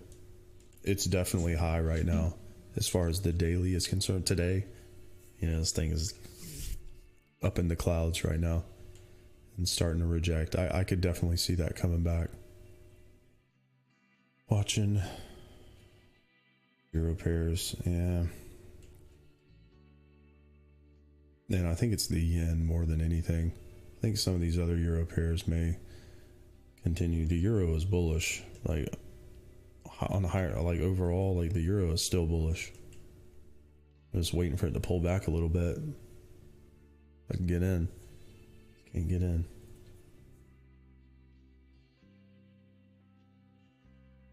GU, yeah, we can take a look at GU. Just still long on it. Hasn't really done anything. It's consolidating here, and as long as it stays in this range, I'm okay with it.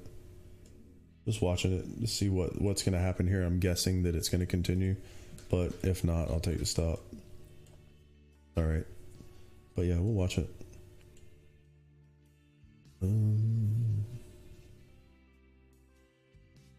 Yeah, looking for it to range right here, hopefully.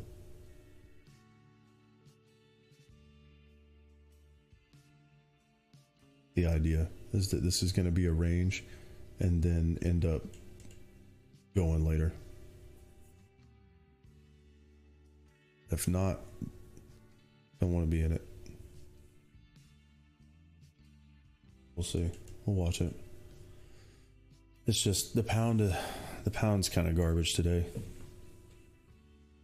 I mean, it's strong, like, you know, the pound is definitely strong or trending stronger, and the dollar is trending weaker, so it's a good combination to be in. Just waiting for this range to work itself out.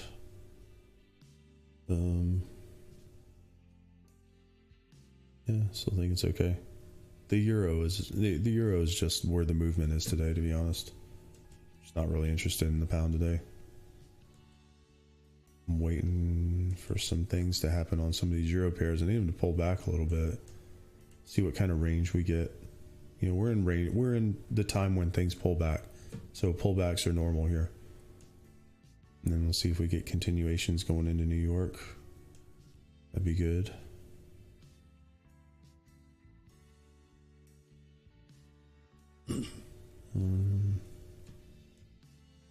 Yeah. Wish this Euro Aussie would just give me just a little bit. Just come back to the low.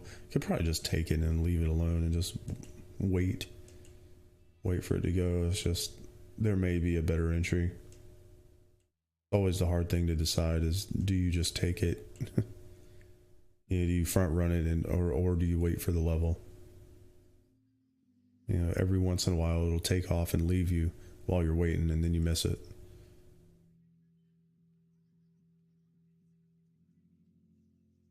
Got a break-even stop today.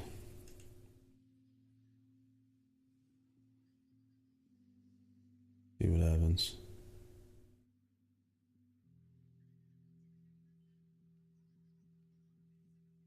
Up a whopping $3.91.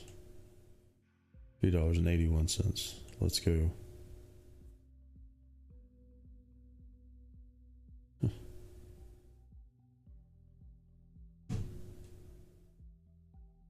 We'll see on the pound. It's a maybe. Sucks because it looks good. But if it doesn't hold that range, then just leaving it alone. The pound is just not where the party's at today, to be, you know, honest. That was probably the best combination to take. That or pound CAD. And it's just the pound's pulling down. Shenanigans. Pound yen, we can watch that too. Yeah, it's a little bit, you know, maybe it'll come down a little bit. I don't know. Yeah, as I say, if this comes all the way back down, this might just be crap today. We'll watch it and see. That 1 hour has a chance to, I mean, it just looks good on the 1 hour. It has a chance to flip this whole thing bullish, and it's going to sell off at the end of the candle and do nothing for the rest of the day. If this doesn't close bullish outside of here, it's not going to do anything. Pound yen, pound dollar, this, all the pound pairs, if they're not going to go bullish now, they're going to be in a range all day. It's unfortunate. So yeah, probably going to take a stop on the pound if it doesn't go soon. Let it get, I'm not going to close it now because there's still a chance that it holds and goes. It needs to hold that range. You know, if it's not going to hold outside of this, then you can forget about it. You know, it'll, you know, this is either going to do that or drift back slowly down into here and all these buyers and do this kind of crap. And it'll be, you know, the end of the day and it hasn't gone anywhere. You know, that's kind of what it looks like on the pound. The pound is really flat today and just waiting for everything else to move around it, kind of waiting for the dollar to stay bearish. The dollar is losing strength.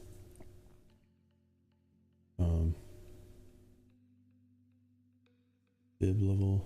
Yeah, I don't use fibs personally, but I know some people in here use fibs. I mean, I understand why fibs work. It's because so many other people use them. It's actually interesting how that happens. There's an interesting phenomenon with something like that. Because so many other people use it, it's like RSI. It's the same thing, you know. But because so many other people use it, it becomes reality because people make decisions all at the same levels.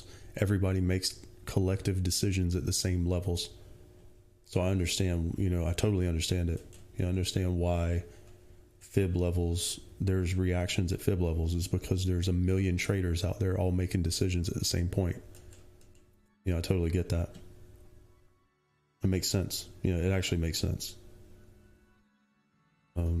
Yeah, just I have a different way of looking at it, but I understand it. Come on, pound. Screwing around. Yeah, I mean, this thing, it's got such a good possibility of going here on pound dollar. It's just the 1 hour's crap. It looks good, but it pulled back. Right at the end of the candle, it pulled back down. That was a bullish candle. So, if this doesn't close bullish, this is probably just going to be in a big, choppy garbage all day. It's going to do that. It's garbage.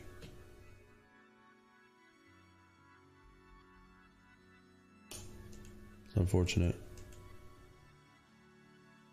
What's really happening here is you've got a block here on the 1 hour, and we pushed through it, and now it's trying to sell back off. So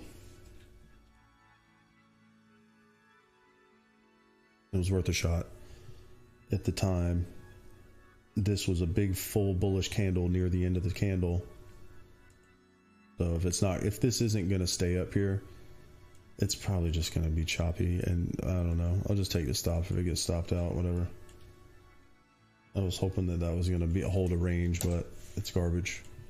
So whatever, good game on it. Next, looking for something else. If it gets stopped out, it gets stopped out. I think the euro is better. The euro is where the money is today. I might take this euro Aussie right here again.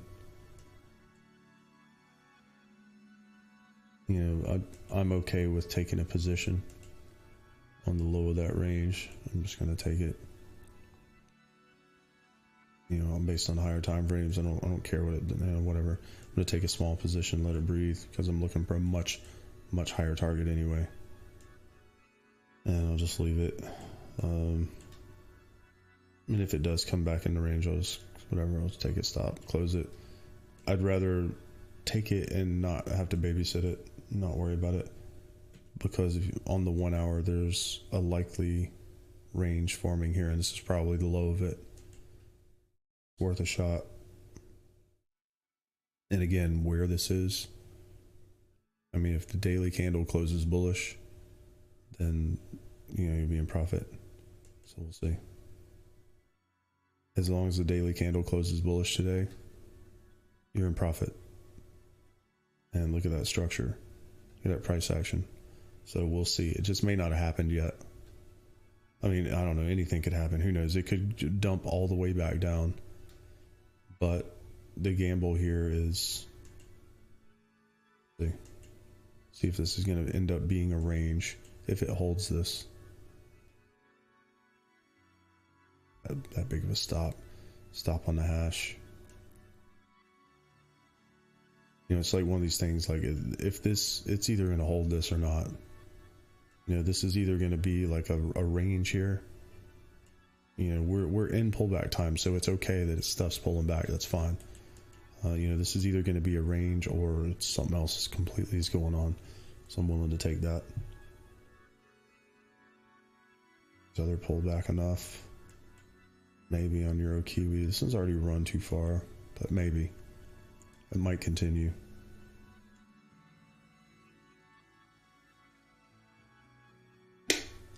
ETH is at 1400. Is it really? Oh yeah, dude. Good morning, my neighbors. Good morning. What's up? Is ETH at 1400? Let's look at that. Yeah, it's flying. That's news. Wow. Big bullish. Whoa. Yeah. Yeah. It's on the way. Yeah. I think it's breaking the previous high on the weekly, like on the really high time frames. I think this is a huge breakout that's about to happen. Yeah, it's already moved is the problem. Go to the week, yeah. Yeah, see that previous high right there? Yeah. Uh-oh. That could take I was gonna say, how long is it? Maybe. APH. Yeah. Maybe. It's time for it's already moved, like to get in it now. But like if it's gonna do what Bitcoin did, and it's because ETH was lagging behind for a long time. Maybe. If it's gonna do what Bitcoin did from here, past its ATH, double its ATH, oh my god, I'm gonna start trading ETH every day. Maybe. It'd be cool if it did, but yeah, it'd be awesome if it did. Yeah. I'm gonna look for signs. That's for sure. I'll be watching it every day now, but yeah, along with Bitcoin. It's gonna take a lot of money to do that, but maybe if that money comes out of Bitcoin.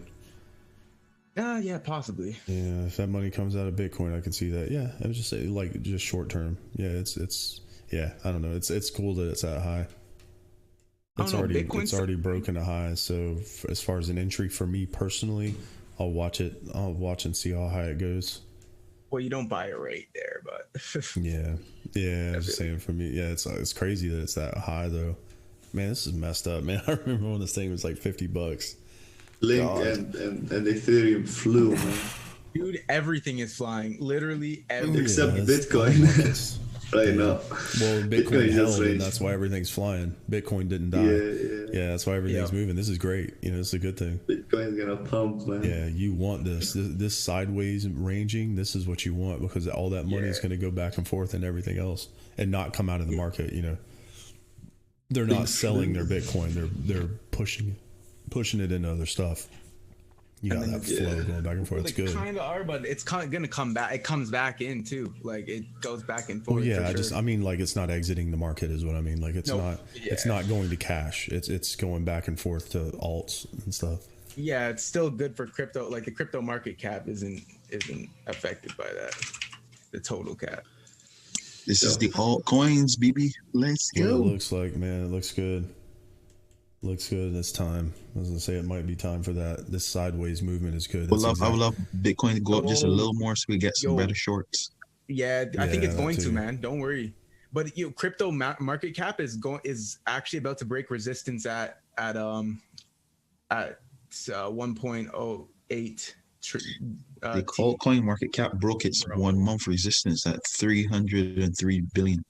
Just broke it last night. Flying, bro. And that's the thing. Not that much money leaving Bitcoin, but a lot of money's coming in. New money's coming into the market too. USDT market cap has actually been pumping too, which is crazy. So I mean, it's interesting right now. A lot of money in crypto. Gonna be a lot more in the next 5 years too. Yep. I'm trying to figure out what's going on in the next 5 hours. Yep. That's what I'm trying to figure out. I have no clue right now. I'm chilling. Everything's choppy, and except the euro, I guess. Yeah, it's bumping though, man. Gosh, Ethereum. That's wild to see that. It's good, man. It's a good thing to see. You have a new high on Ethereum. Yeah, I haven't seen that in a while. Man, 1400 ETH. Wow. Good game. Good game on that. I remember when it peaked there, boy. Yep. 1200, 1200. I can't believe it's back there. Good game on it. It makes sense. It makes sense. I mean, I could see it going higher, you know, if flow starts going back into it, you know. I could see it. I could see that happening. You know, because the amount of money that came back into the market. I don't know, we'll see on this. Gambling that the daily candle is going to stay bullish or close bullish. See if that stays on top of the range. Still interested in this it could still dip down and very low and close bullish. It could see still. If it's going to be a range or not. Yeah, and that's what I mean. Is this going to be like a range on this specifically? Yeah, we'll see. It's going to flip it back and forth. We'll see. Is it going to be a range? Because this is crazy bullish on higher time frames. We got a really deep pullback on the hourly, and I'm just guessing that maybe this wicks back up, or the next one maybe goes bullish, and if not, then whatever. I would rather some of these things pulled back on the 4 hour. These Euro, I wish it would have pulled back first. Would have been a better day.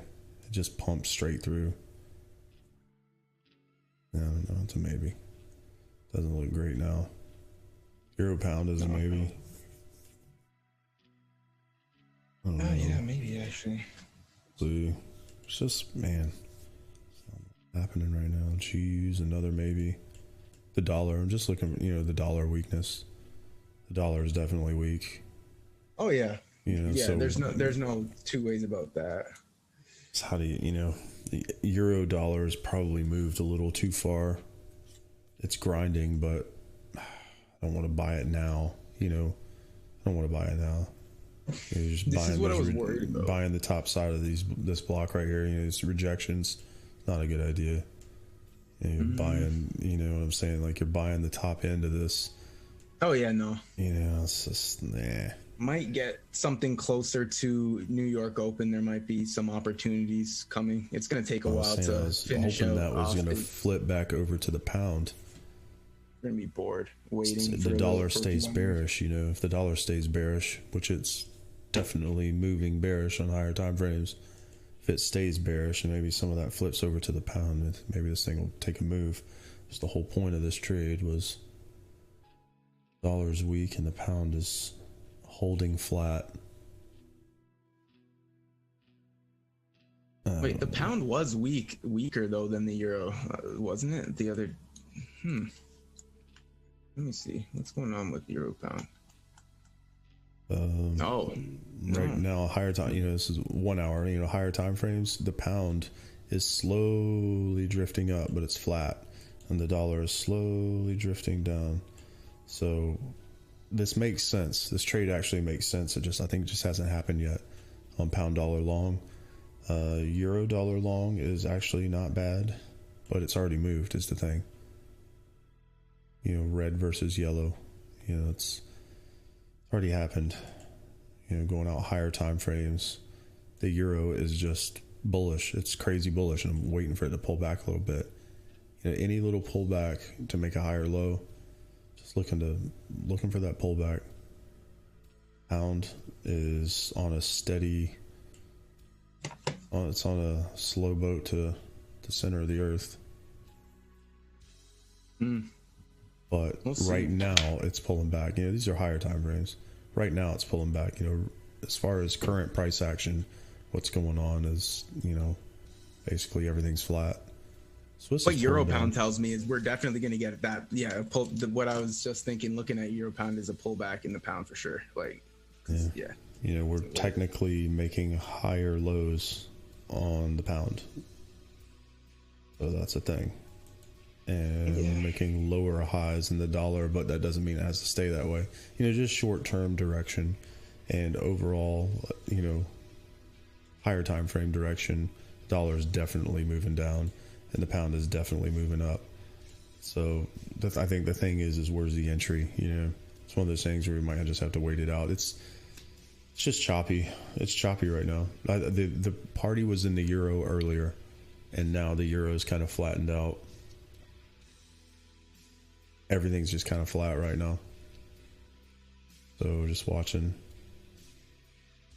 I don't know. We'll wait for the right entry. Hopefully things hold a range and see what happens. Everything's just kind of flat. That's okay. We're in pullback time. This is the hour that you expect that to happen. Waiting for things to move or continue or do what they're going to do. Yeah. This isn't usually the best time to enter. Yeah, it's not really. Taking pullbacks right now, trying to take lower entries, but that didn't work out. It's just like this. I look at this. I'd rather be long than short for sure, but it's just screwing around. So whatever. It's just not really much to do, to be honest. Just taking a shot. Pound yen, same thing. You got a 1 hour block forming and you're right in the middle. We're in the meat. We're not you know, we're not either on the top side or the bottom side of it. You know, we're waiting, you know, we're in the middle. You know, we're at the balance point. So we'll see if that holds. Basically watching. You know, pound yen's another possibility. It depends on what the yen's going to do, really. Not necessarily a bad idea, but I'd rather take it from the buy side, you know. If it would come, you know, if this would poke down just a little bit more into the buy side, I would rather be long here because this is a range. But I'd rather take it from lower. Not bearish.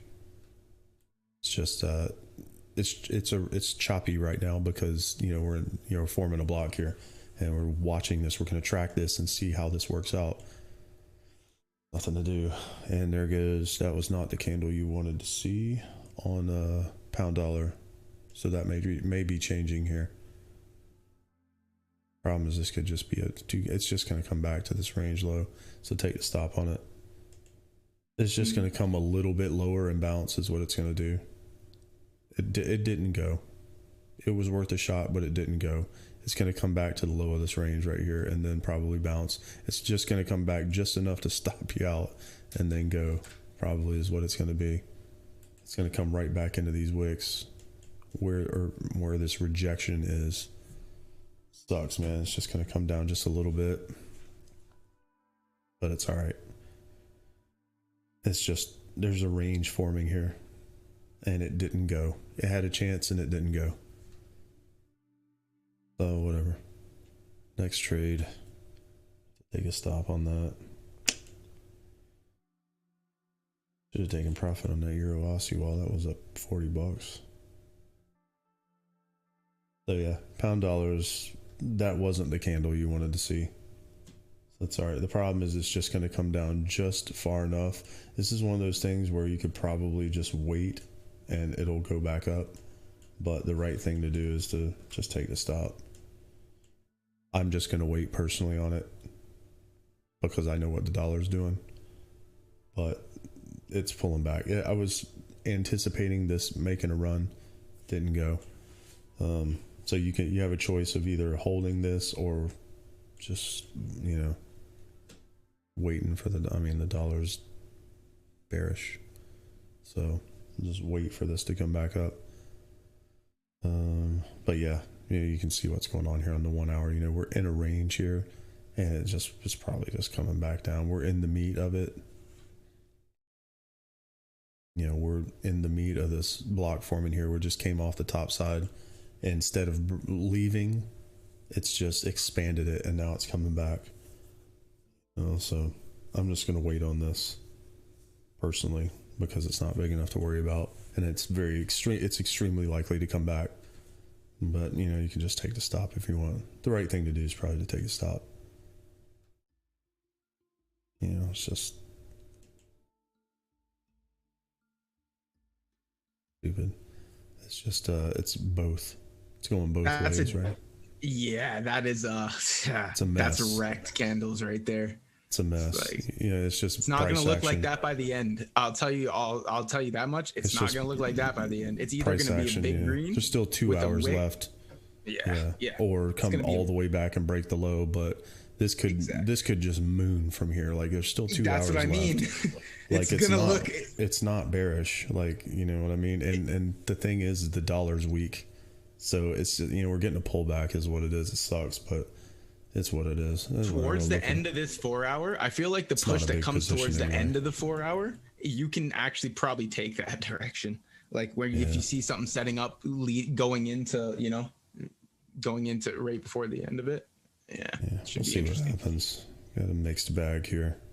I'm interested what's going to happen around 10:30 today, though. That's for sure. Yeah, we'll see what happens. I want to see if this is going to be a range here or what, and if it starts to reject, I'll get out of it. Just the problem is there's nothing clear to do anymore because the euro already moved. Some of them have a lot of room to go though. Some of these euro pairs still have room. You know, that's bullish too, but it's grinding. I don't like buying this kind of thing though. a grind like that on the high. If it was a pullback, maybe. But I mean, this looks like this is going to continue at some point. I just don't like the injury. Euro dollar. Yeah, I mean, we're just getting pullbacks. I have a feeling that these are going to end up being ranges. So we'll see. It looks weird right now, but the dollar is bearish overall.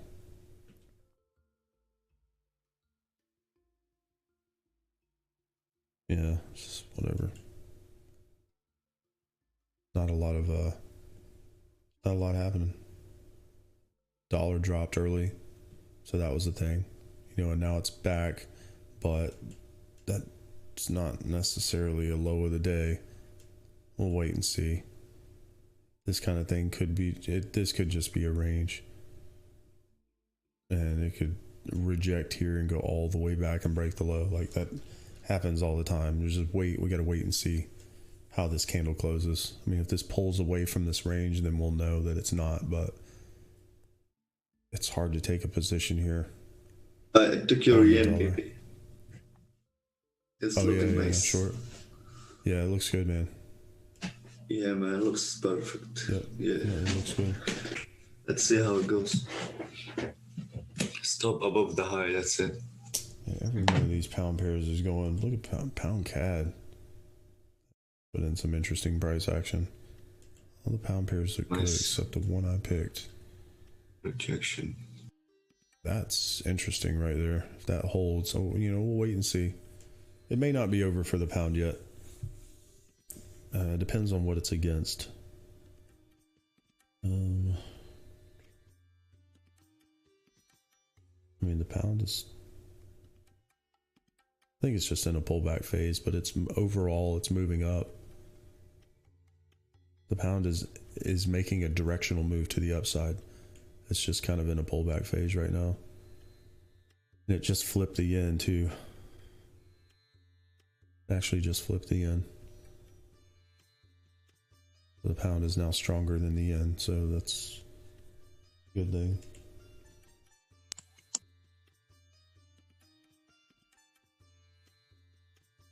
Sucks, man. Freaking dollar pullback. All the other pound pairs are going up or holding. Let's see.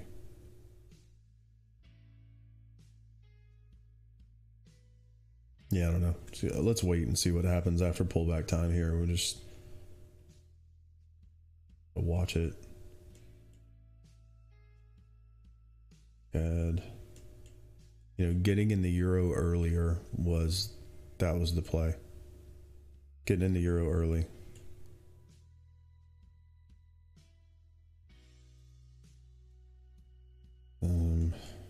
So yeah, this is actually going okay here on Euro Aussie. Yeah. All right, tighten the stop up a little bit. You know, if it goes back below that range, I don't want to be in it anyway. Willing to take the stop on it. Move my stop on Euro Aussie.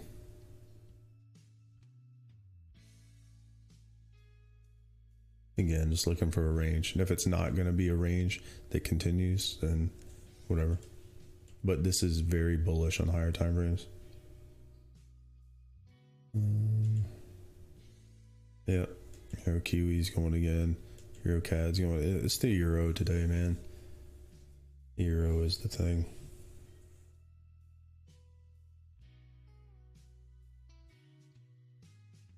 Yeah, this pound's not going to do anything. Closing back down in the range like that, it's garbage. It's going to do nothing all day and chop. You probably just get out of it. I may wait because I know the dollar's bullish. Bearish. And when the pound does pull back up, this is probably just going to make a higher low and go back up. But the pound's crap. You know, these pound pairs are just not going to do anything. They're coming back in the range. It's just going to be a choppy day on the pound. Crazy because that pound CAD looks good.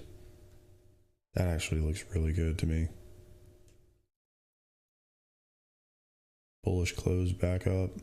It's just fighting it. It's fighting the range. You know, it's back and forth. You know, you got buyers and sellers in the same place. You know, this is where you take a risk long. You take the risk on it long. Yeah.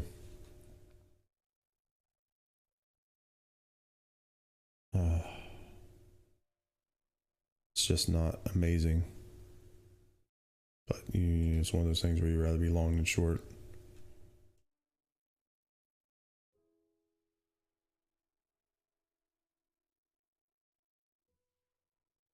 Interesting. Wait for this candle to close. See what we get here. Looks bullish to me. Wrap on the 1 hour. I don't know. I don't know. Just watching right now. Waiting for something good. Some of the pound pairs look, I mean, look at pound Swiss here. I mean, that's not necessarily bad. Yeah, got a big bullish candle. It's pulled back, held.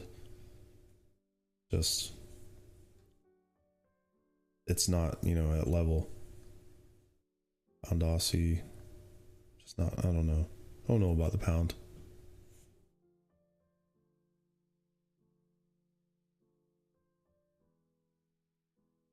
That's probably got the biggest chance. Yeah,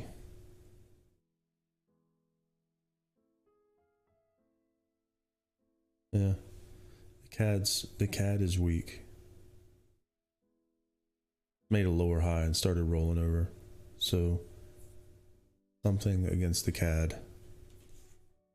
Dollar CAD actually might be a better choice. But overall, the dollar is weak. So I'd really rather not get into this. It's interesting because of this price action. It looks like a big double bottom, but the dollar is weak on higher time frames. So that might, you're fighting a higher time frame direction. And you really want to fight that downtrend in the dollar. I don't know. We'll watch it. Just give it a minute. I think, we got a bunch of indecision right now. Got a whole bunch of nothing going on.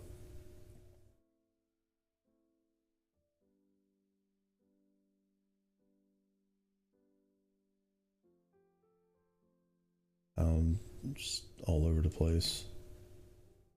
It's a block. That's what I'm saying. It's just wait. It's probably coming back up. Just wait a minute. You got buyers and sellers in the same place. So there's, something going on here. EuroCAD was a good one.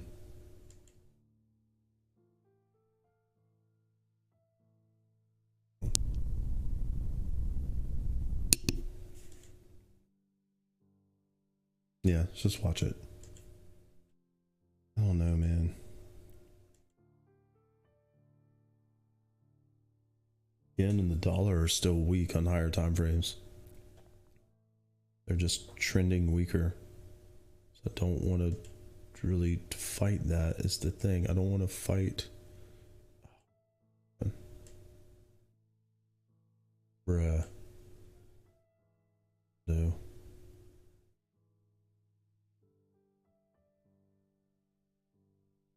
One second. Damn, I think I don't want to. No. Yeah, I was just saying I don't want to fight the direction. You can see the the light blue and the yellow data points here. You see the overall direction of the dollar and the yen. Like I don't really want to fight it. Even though it may be sloping back out a little bit. The higher time frame direction here is to the downside on the dollar and the yen. So I don't want to fight that and trade against it, on a lower time frame. Even though it's pulling back up a little bit now, the overall direction is down, so it may roll back over. It's the only thing I'm worried about. Just kind of flat. Look at the dollar and the yen here. The yellow and the blue data points. You see how flat they are just overall. It's just pounds flat. Everything's flattened out here. The CAD is something that's actually making a move to the downside, and it started up here. The CAD has consistently lost, you know, this is the trajectory of the CAD. It's consistently lost value against other currencies. You know, so that's a thing.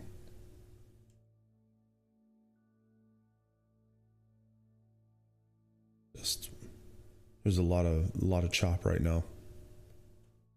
Whole bunch of back and forth. The thing that's been consistently strong is the euro, but that's the problem, is it's already been strong. Very low time frames here.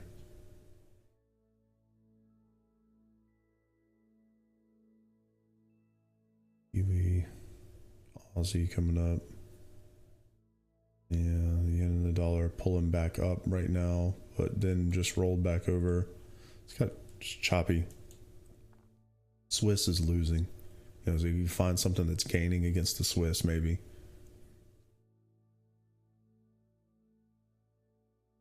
Aussie Swiss, Kiwi Swiss, maybe.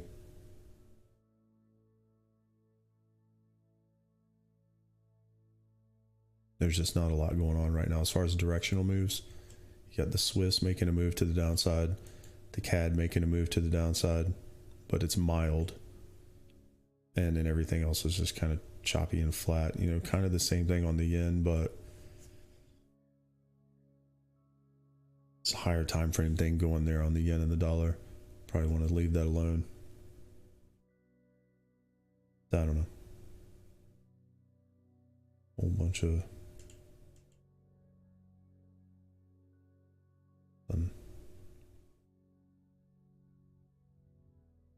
everything's just kind of coming into a point.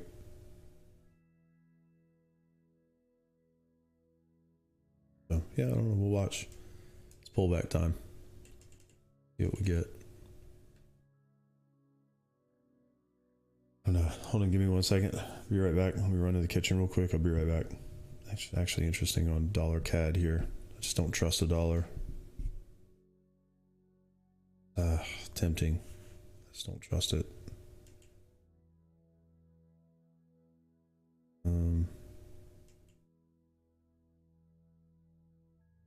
Who knows on this pound dollar?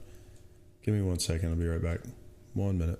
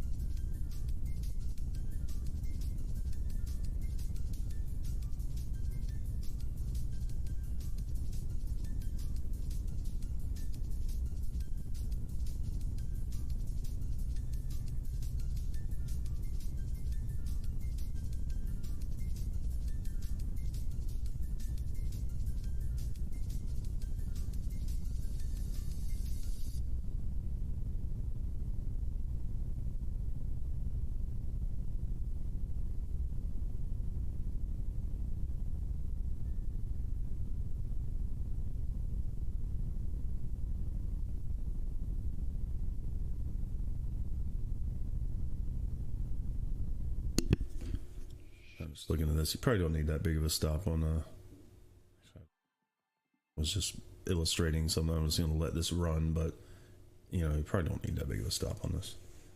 Now, this is a good candle. You want to see this hold. See this range hold. Like, this looks really good on higher time frames. Pound dollar. Everything against the dollar, basically. Except dollar CAD.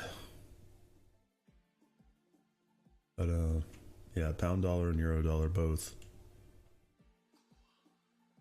BB, what do you think about EU for short? Like an EU short? EU, I would wait. Yeah, no, not yet. It needs to go up higher. I would wait on that.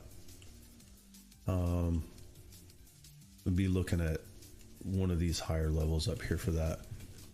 You know, if you're looking to try to take one of these short, it would, you know, preferably be somewhere in between these two levels. You're looking for a short. Right now, I think the thing is the dollar is still bearish. I think that's what's going on here. If you look at pound dollar, you might want to look at it. I think pound dollar is a lot more bullish than you think right now. I wouldn't short it like EU or GU right now. It's the thing is the euro has been bullish. The euro has already moved a lot, but it may keep going, to be honest. Like, I think there's room for that to go. I think pound dollar is gonna have a bigger move than people think. Personally, it's just hasn't happened yet.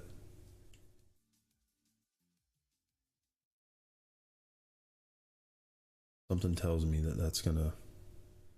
It needs to hold this though. Like, it's in a range right now, but if this 4-hour candle closes like it's trying to close here, then that could be like the confirmation that this thing's gonna go. It just may be later.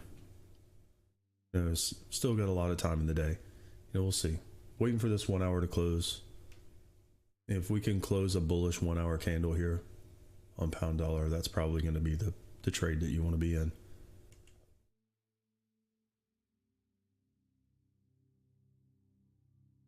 S&P is actually interesting here. S&P's trying to go bullish. Oil in a weird spot. It might be making a move to the upside too. Gold's kind of crap, but it's not dead. I don't know. Gold's kind of above that. I don't know. Leave that alone. Yeah, I don't know what's going on here. Just watching, waiting for a better entry. I think we're going to get better entries here in a little bit. We're just still in that rangy, messy pullback time. You know, where things have moved. We got to move early, and now we're kind of getting the shake off of that move. You had a move early in London. Now you get profit taking and ranging kind of stuff. That's what, you get profit taken from early London because there was a move. So now you get pullbacks, and then we'll see what happens. Wait and see what's going to continue. Are we going to get continuations or reversals? That's what we're looking for right now. What's going to keep going? What's going to turn around? Anyway, watching it. We're watching it. I just took EU short as a ticket. Maybe. See what happens. Yeah. Just remember that there's room left on it. Hopefully it goes. Hopefully it goes for you. I'm not in it, so I don't have a bias on it. I just see it's forming a block there. We'll take a look at that in a minute.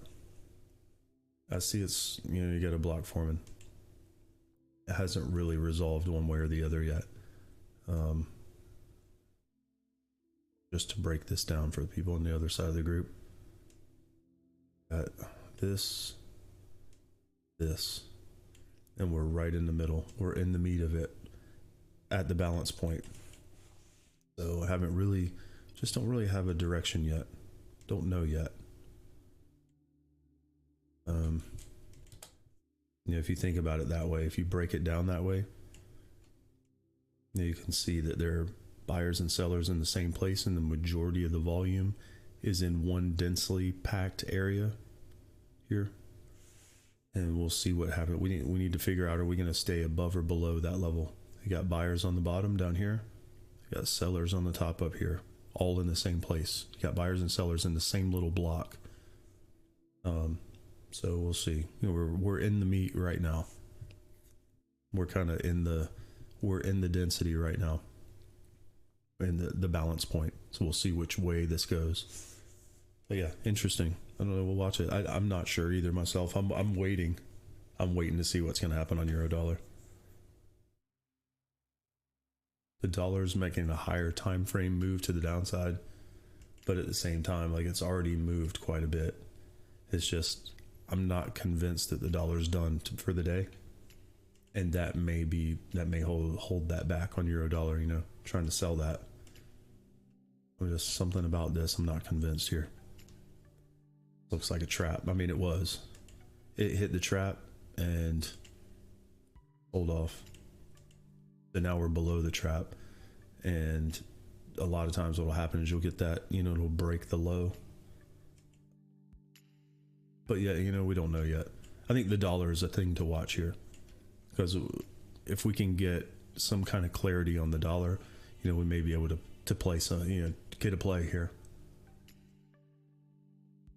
But yeah, right now the dollar is iffy. It's come down a lot, but it's also not going back up. So we'll watch it. And if this dollar rolls back over and goes bearish, probably watch pound dollar long, because euro dollar long has already moved. You know, you may get a range on euro dollar, or you could get, I guess, continuation too, but I don't know. We'll watch. Yeah, I would watch euro dollar and pound dollar if the dollar rolls over. We'll watch this and see. It's a maybe. You know, it's a popcorn moment here with the dollar, because we're about to get we'll get a decision soon, probably over the next 15 to 30 minutes. Give me 1 minute. I'll be right back. I'm here just making some breakfast real quick, and we'll continue this day. Give me just a minute.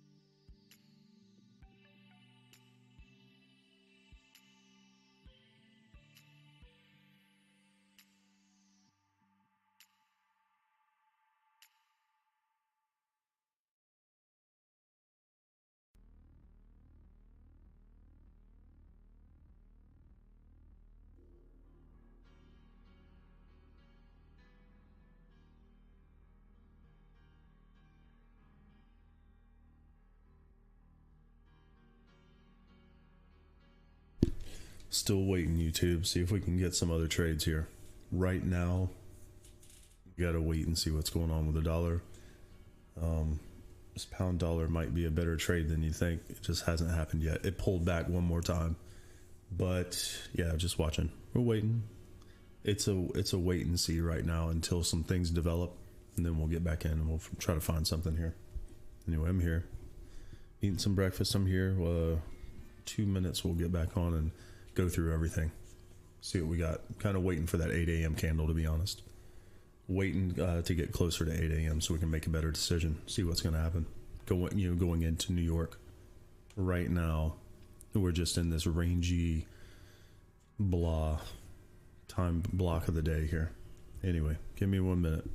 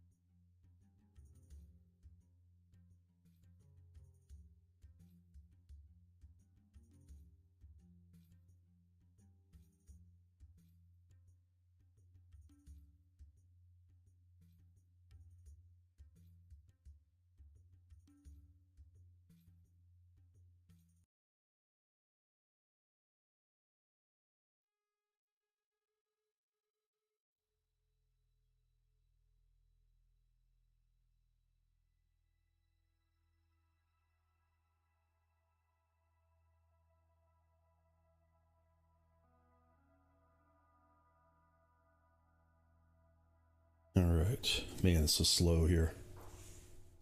Kind of got a slow day today. You know, there's a good move in the euro. We'll see if it picks up here. Get through this time. Is it really remember good all moving? What's that? Go ahead. No, nothing. I was just Jack asked about if anybody has TradingView Pro Plus or Premium. I used to have Premium, but the only reason I needed it was because all those freaking alarms that I used to have. I don't know if you remember. Yeah. Oh yeah. Yeah. It used to beep all the time, bro. I didn't see that. I'd be on the mic here, and then it's just beeping and beeping and beeping. But man, your EU looks decent. I mean, man, it looks like it might continue. Yeah, this actually looks interesting here. That's what I'm saying. It looks, starting to look a little better here. I think it's just going to be the dollar. It could reject though too. I wouldn't want to trade it honestly from there personally. This is one of those levels where you kind of watch and wait.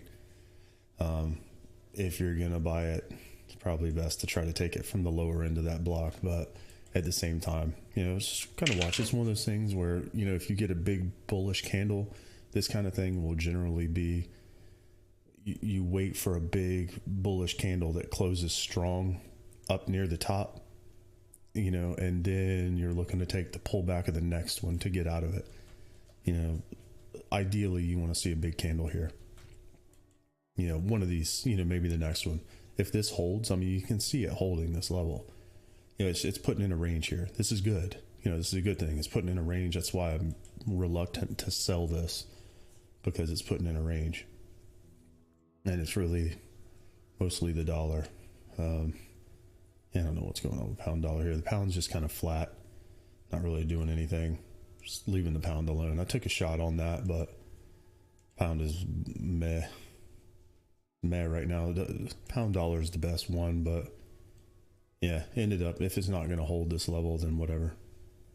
It's a maybe. We'll look at it later kind of thing. But I mean, the euro is just strong overall is the thing. It's in a pullback phase, but the euro is strong on higher time frames. So this euro dollar is probably one of the better looking things going on right now. It's kind of watching right now, letting things get where they're going to be, and watch and see what happens. See what the dollar's doing. Watching the dollar, I think that's one of the big important things right now. Is what the heck is the dollar doing?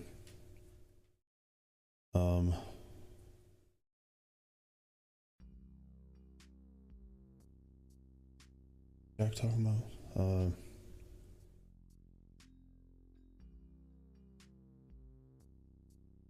okay, like an index. Yeah, you can actually do that. You can create your own index. Yep, you actually can do that. With TradingView, it's actually they don't allow you to do it on a free one anymore. I know you used to be able to.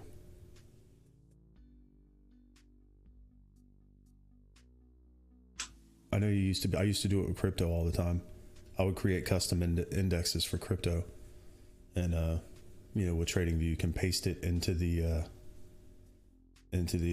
exactly what he's talking about. It's the same thing. You can add the it's used to like the plus sign. You can add them together. I used to do it all the time for crypto, and it'll mix everything together and give you one chart, like an index chart. Like, it's actually really cool. Yeah, I've had that for a while. Yeah, I guess you can't. I think you can't copy from Zoom, which is a weird, really, really weird thing. You can't copy text from Zoom, from the Zoom chat. That's kind of bizarre. I don't know why. But,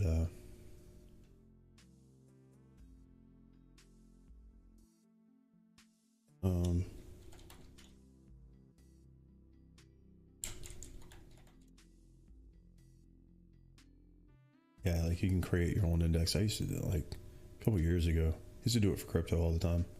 I'd take, the altcoins that I was looking at or whatever. I used to take like whatever the top 10, the top 5 market cap altcoins, and then create an index and watch, the whole market. But they kind of have those for you already now.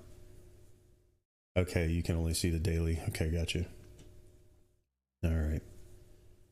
I used to have a paid TradingView account. I just never used it. I never used the features of it. The one thing I do like about it, about a paid account, is it's really the only thing I miss is the replay feature for like back testing.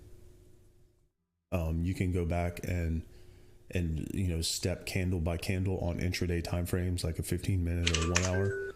That's actually a really useful feature, is the replay feature. That's probably the most underused and best feature that there is on TradingView, is to be able to go back and replay each candle and see how it played out. But so that's that. Oh man. But yeah, you can actually do that on TradingView. I guess you can't do it on the free account anymore, but you used to be able to.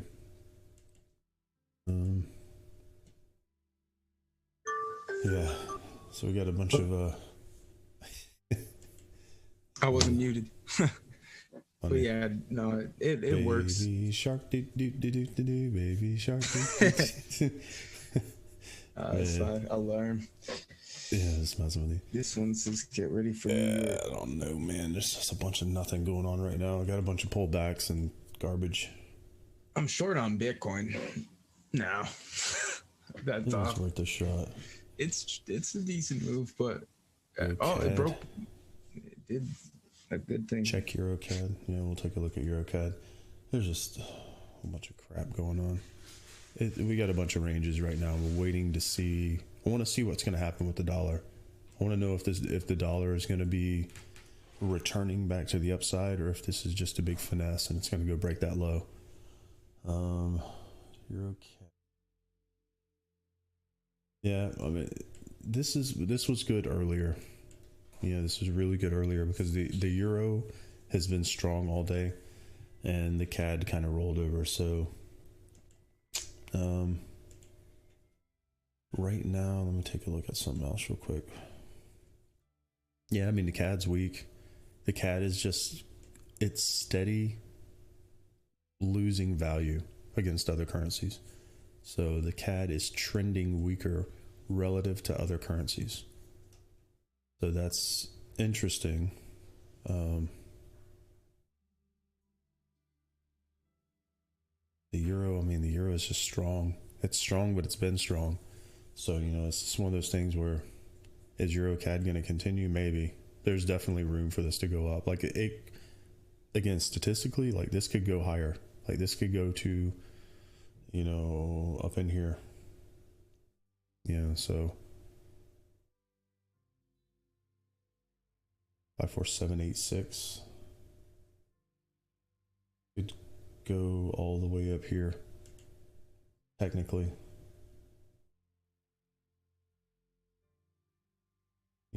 It could technically make a high of a day up here, but is this the right entry that close to a previous high? Probably not. You run the risk of this. Here's a problem. You run the risk of this right here being like some kind of range high, and this comes up here and then does this kind of thing. It just pulls back. It's just not a good place to buy it from with this particular price action. If this had pulled back a little bit, back to where this whole grind started, then maybe. But right now you're kind of buying the top of a range and not the bottom of a range. So I don't know. We'll watch it. We're watching it. I'm always interested in this one. This is one of I like this pair actually, EuroCAD. It's been a little weird lately, but I actually like trading this. And where this is overall, it's actually very low. So I would guess that this is probably going to go higher. But it's not the right entry right now. It's not a short, but it may be a little high to buy it. If it would pull back a little bit, we'll watch for an entry on that for sure. I think that's the problem right now today is it's like everything is just like there's a lot of possibilities and not a lot of entries, but that may change, coming up over the next hour. I think the dollar is a big question. What's the dollar going to do here? Just the general direction of the dollar. Kind of flat. It's flat short term. Everything's flat. I don't know. Just watching. Waiting for the right entry. There's no reason to take stuff that's, you know, that doesn't, there's no reason behind it, I guess. You know, at least want a reason. You always, you need to have, it has to be a good, clear risk to reward, right? Like, you have to know that, okay, where am I, what are the chances it's going to, you know, drop to X level, and what are the chances it's gonna go past here, you know? Where could this go? Where, if this does pull back down, where would it likely bounce? You know, if it goes back up, where would it likely hit a resistance? You know, how far does it make sense for the possibilities? And then think of where the possibilities are. It's like, does it make sense to allow to risk that possibility? It's like, if it's only going to go up, you know, two pips, 5 pips, then who cares? Is it but worth it's going to go up. Exactly. Yeah, just kind of waiting it out right now, watching. Just wait for the right opportunity, because it will come. The opportunities always come. I think what's going on right now is everything's kind of condensing down into a point, and you can kind of see this actually.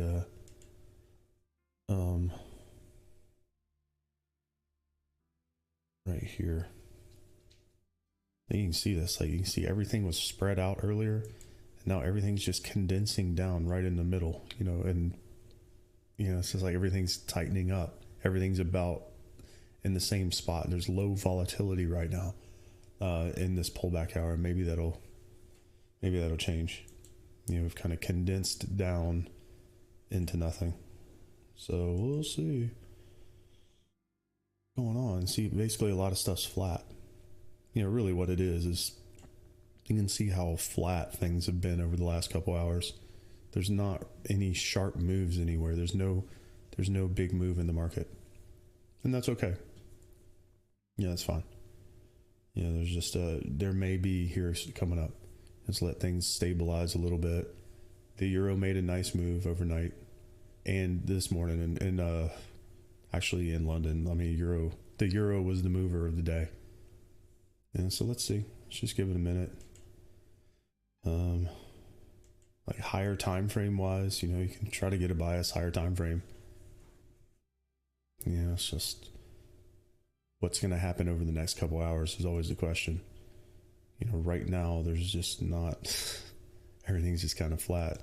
Swiss franc's got a move. It's got a trending move. The euro is bullish. The euro is actually accelerating to the upside. So, you know, waiting for that to pull back on lower time frames and maybe get back into euro long. You know, if the euro will pull down a little bit, it's actually showing a higher time frame, even on the daily, a higher time frame, you know, acceleration actually to the upside.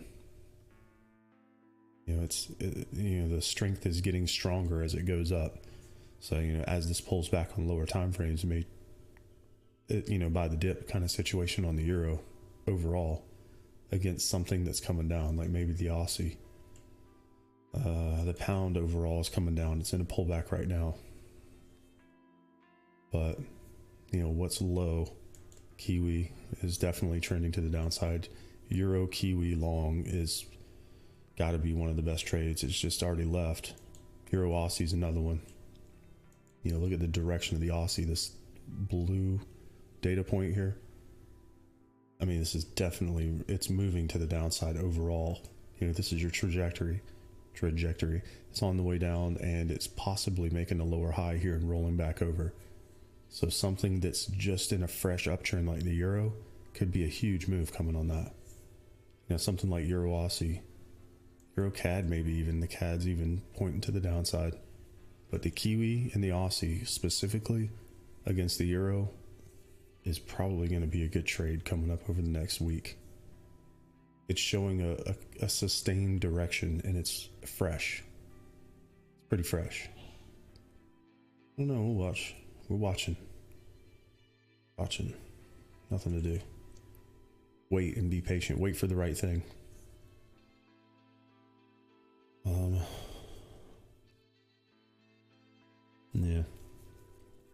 pound's rolled back over.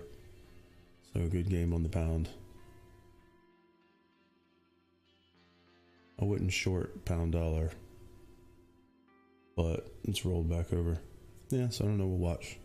Sometimes the right thing to do is just to wait, especially at this time of the day. I think things are going to pick up here in just a few minutes. Give me just a minute. I'll be right back and we'll continue this on. Give me 1 second. All right. Just kind of watching right now anyway. We're waiting for a few minutes and we'll see what happens on this 8 a.m. candle. We're going to be here all day, so no rush. Wait for the right thing. Give me just a minute. Yes, sir. That's it.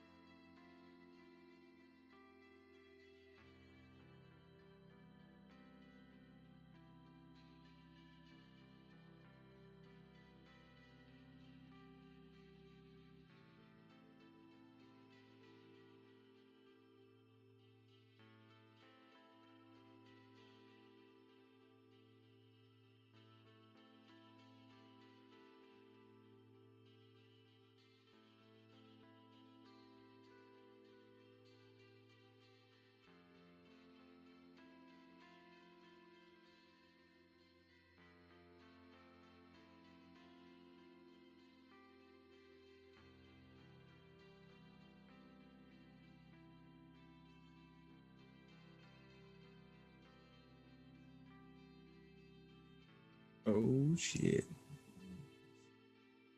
Nice.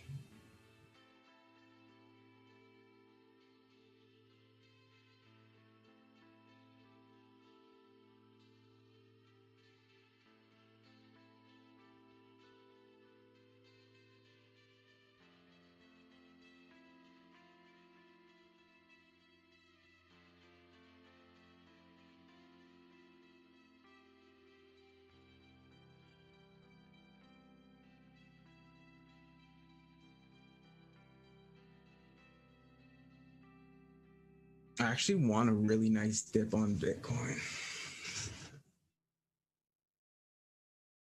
I want to actually buy more spot.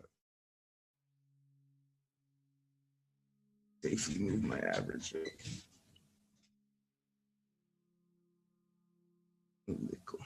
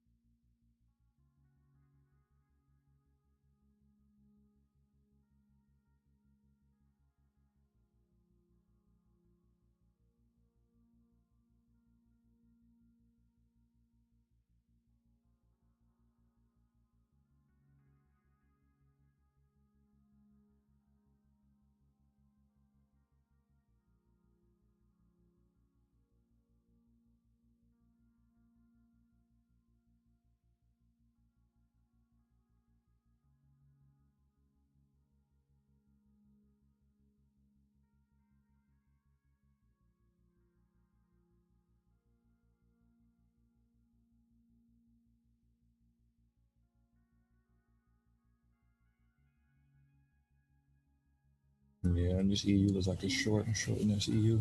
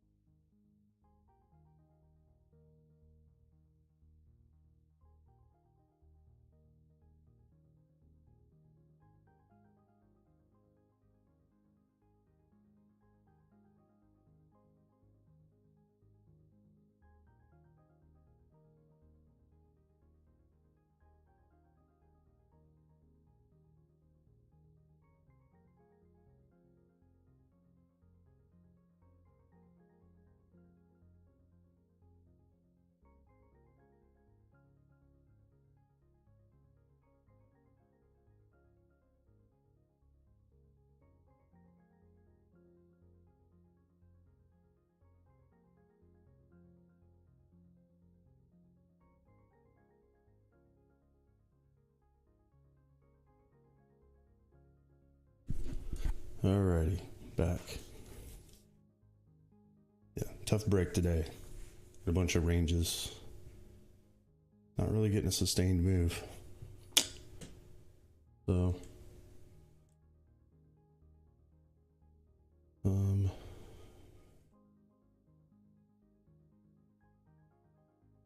geez. I'm staying in pound dollar personally because of what's going on higher time frames. Just me though. Yeah, it's one of those things like if you need to take a stop, by all means, take a stop. I was taking a shot at it up here, but I'm not sure that it's going to go down so far that it's, I don't know. There's just some higher time frame stuff going on this. Hard to explain. It really has to do with the dollar more than anything. This thing just won't go. Like it had a huge chance. Had a chance to make a big move. It's just not bearish. It's we're in a big block here, and it's just not bearish yet. But if it does go bearish, I'll just get out of it. But I think this is going to be a good trade, and it had a chance to make a run. It just didn't. It pulled back one more round. So whatever. I don't know. Watching it. What's going on here is the dollar is just not bullish. So I'm gonna watch and see what's going on here.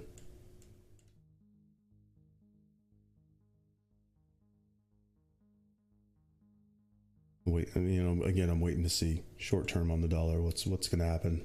Just the general direction of the dollar overall, and then the general direction of the pound overall.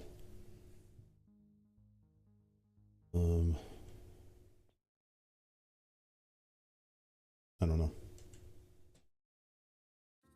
I'm waiting personally, but yeah, there's nothing wrong with taking the stop too.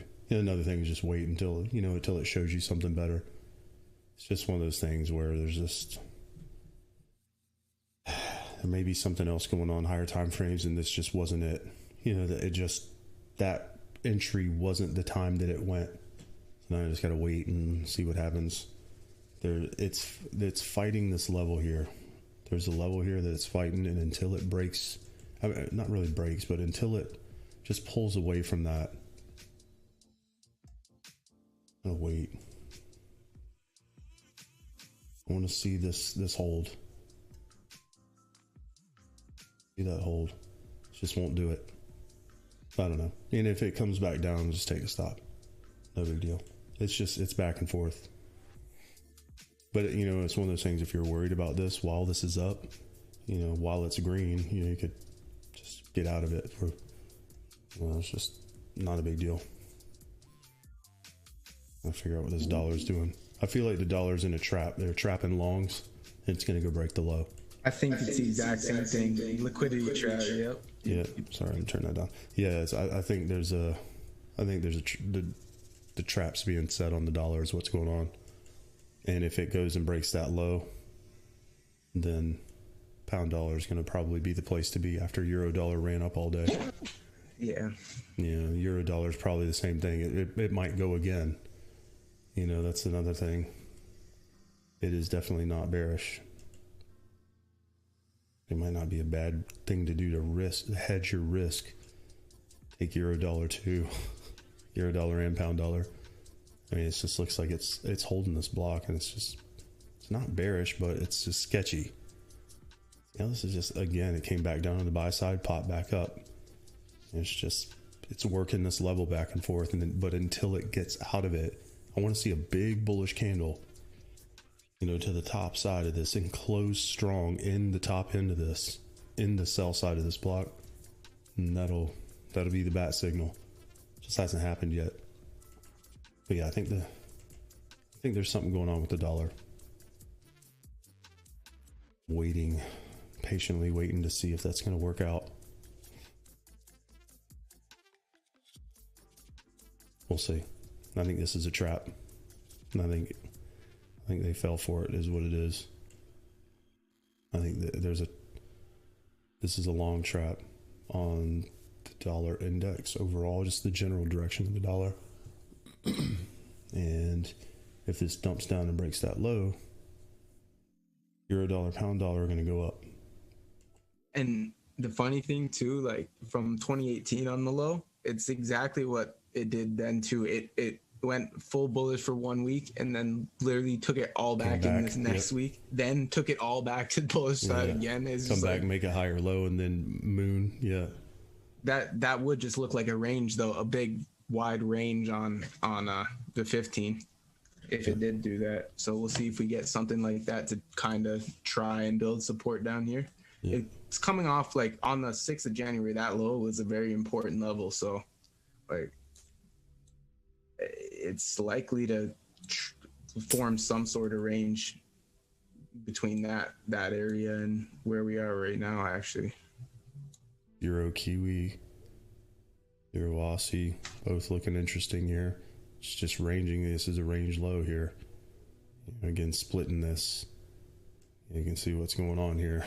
You just got a higher time frame block forming again, you know, until this drops out of this significantly. Like it's just not, it's not a sell yet.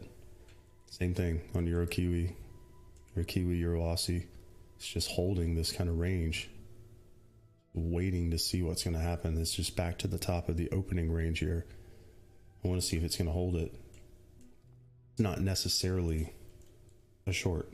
You know, that's the thing. You know, it doesn't look good, but I've seen this movie before, and I'd rather wait and see what it's going to do. Yeah, you can make a case for either way, but you could make it's kind of, I don't know. I'd have to look at the daily on that, honestly, to see what that daily open entails just here. Waiting. Yeah, just it's right on. That's the thing. It's just flipping back and forth, and until something makes a move. You know, look at the. Wait, that's Euro. Look at the daily. I mean, I wouldn't say that that's bearish. That doesn't look but so at bad. the same time, it just hasn't done it yet, though, either. You know what I mean? Like, it didn't go. Like, it had a chance here, and it pulled back, made a wick on the daily, and then slapped up, and it just hasn't moved yet. You see what I'm saying? Like, there's a lot of room for this to go up, probably into here. You know? It came back, made a wick, slapped back up to the open, and now it's just sitting here. Yeah, it doesn't look bad. Yeah. If you get a burst of volume to the end of the day. Just, it hasn't done it yet. It's the problem. You know, that's the thing, is watching it. It's not a sell. It's not a short. Look at the 4 hour. You know, it's just kind of puts it into perspective when you look at the 4 hour, you know, just, you know, you've got this range here. It just didn't go. You know, you spiked off the low. You're just looking for the second leg on that move, probably back up to here. You know, and that's within range to do that today. It just didn't do it. You know, it didn't go yet. So it was worth a shot. I wanted this to pull back to, you know, to buy center mass, but it just didn't. It didn't pull back. It popped up and then sold off. It went up first, so I was like, crap. Yeah, just tried to catch running, you know, try to get in it. Definitely in a higher time frame downtrend though. Like, oh sure. So it will. No, I know that move you're looking for makes 100. I get that. Even if it makes a lower high, you know, but still, you know, some kind of range or something. But it just looks like, even short term, like it looks like it's if it flips, the euro is bullish. It's boxing up on the top of that too. So yeah, the euro is definitely bullish. Euro CAD, and that thing's still bullish too. You know, the thing is, the euro is in a higher time frame trending move to the upside, and it's actually accelerating to the upside. It's fresh and it's accelerating to the upside, you know, so pretty sick. I don't know, man. You know, that's the thing, is trying to figure out what the heck it's going to do. You know, like, look at the euro. You know, it flattened out for a while, and then it made a higher low, and now it's accelerating. It's accelerating to the upside on higher time frames. So we're strong to the upside. You know, it's just it moved a lot today, and now it's kind of gone flat, but it's not bearish because it's still bullish on higher time frames. It's actually the strongest currency still. It's actually pointing up right now, which is weird.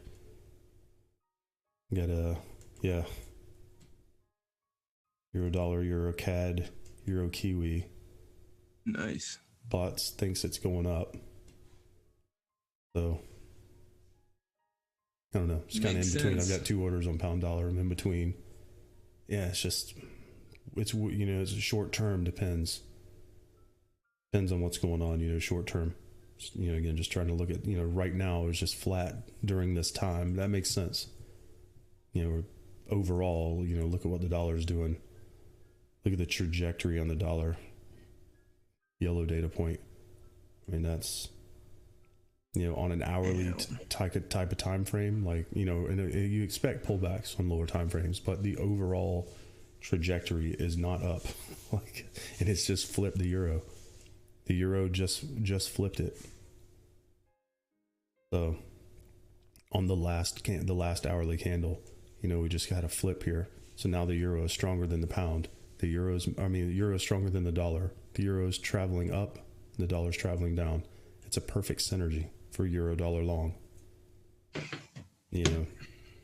So I think the issue with the Kiwi and the Aussie is short term is they're moving up too, but they're moving down short term. They were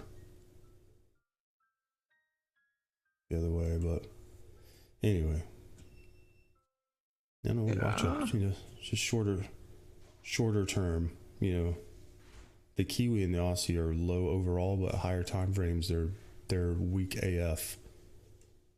Just made a lower high in the Aussie and rolled over off of a lower high, now pointing toward the ground. Same thing on the Kiwi. Harsh downtrend, lower high, pointing toward the ground. So we're in a pullback phase right now. So overall, they're weak, but right now, it's just kind of pulling back. So we'll see. Probably going to be a range. I'm just trying to get an idea on what might happen for the rest of the day. What's actually happening here. We have a strong euro that's iffy on a continuation, maybe. Got a weak dollar that's maybe a continuation to the downside. You know what I'm saying? Like, if that dollar fails, which it just had a big bearish engulfing, huge bearish candle, just closed.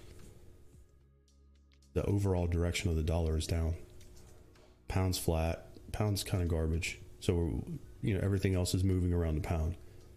So what do we actually have? We got a strong euro, got a weak pound. A weak dollar, sorry. Strong euro, weak dollar. Strong Kiwi, strong Aussie, short term. But long, higher time frames, they're weak. So it's weird. You got a mix. You got some things up short term and down longer term. So just kind of, sometimes that equals a range. Sometimes NZD, it gets choppy. I would see that more as actually NZD, like it's the higher time frame downwards pressure on like the daily that's going to be starting to kind of creep back in it as it gets up above these levels, because where it was rejecting, and then it made it broke down and made that like that 3-year low. Oh no 52 week CAD short term week. CAD Swiss short might be a thing. Don't trade it, but CAD Swiss short is probably a good synergy. Always looking for that synergy. It's a good thing the euro's bullish. Don't even look at it. Yeah, look at that squaring up on the 1 hour. The problem is it's at the low of a range. I don't like shorting that, but the thing looks bearish. Yeah, man. Swiss pairs make such good moves, man. Yeah. Like they nice trends there. I was gonna say I'm expanding. What I normally trade. Actually, I'm gonna start trading some other off things. Just different types of things. This is a weird one. CAD Swiss. It doesn't really move that much. Probably. It's not. Yeah, dude. Yeah. This thing has a weekly range of 90 pips for a week. God, like pound dollar does more than that in a day. Like, yeah, that's pretty bad. Yeah, it's just low. It's just low volatility, but that's okay. You can make up for that with position size. So that's something. It's something to consider. You can make up for volatility with position size. You can offset that. So Yeah, it's just, we'll see. But, it's the thing, when it moves, it goes. The Swiss tends to be that way. So that's good. We'll watch it. It's something to watch. I'm going to start, I'm actually about to start trading a bunch of things in the bot. I'm going to let it trade everything. And, got some work to do on it this week, but it's coming along nicely. I think there's about to be some major leaps forward with the bot, as far as decision making and efficiency. It's all about efficiency. What's the most efficient use of my capital? That's always the question. I'm trying to solve that problem with a distributed risk model, trading the entire market, trading all possible combinations. Whatever the most efficient combination is, it really doesn't matter technically. Here's your pullback on euro dollar. This is textbook. This is exactly what I was saying. We're looking for a big bullish candle to close near the top and then pull back. So this is your entry. This is where you take the risk on euro dollar long. As this pulls back, it's just hasn't happened yet. This is one of those, you're anticipating the move that's very likely coming. Where is it? Hedge that risk. I'm gonna just take some crazy risks today. Really crazy, but spread it out a little bit. Why not? Whatever. I'll just take a gamble on it. If it comes back below the range, I don't want to be in it anyway. No, it's weird to buy that level, but because of the price action, if it rejects and slams back up and goes, that's good. And if not, I don't want to be in it. I'll take the stop. Looking for higher. Actually looking for a lot higher on this, to be honest. But we'll start with the previous level. Oh, dog's gonna bark. Hold on, I gotta mute for a minute. Girl's getting ready to go to work and the dogs always go nuts. Give me 1 second.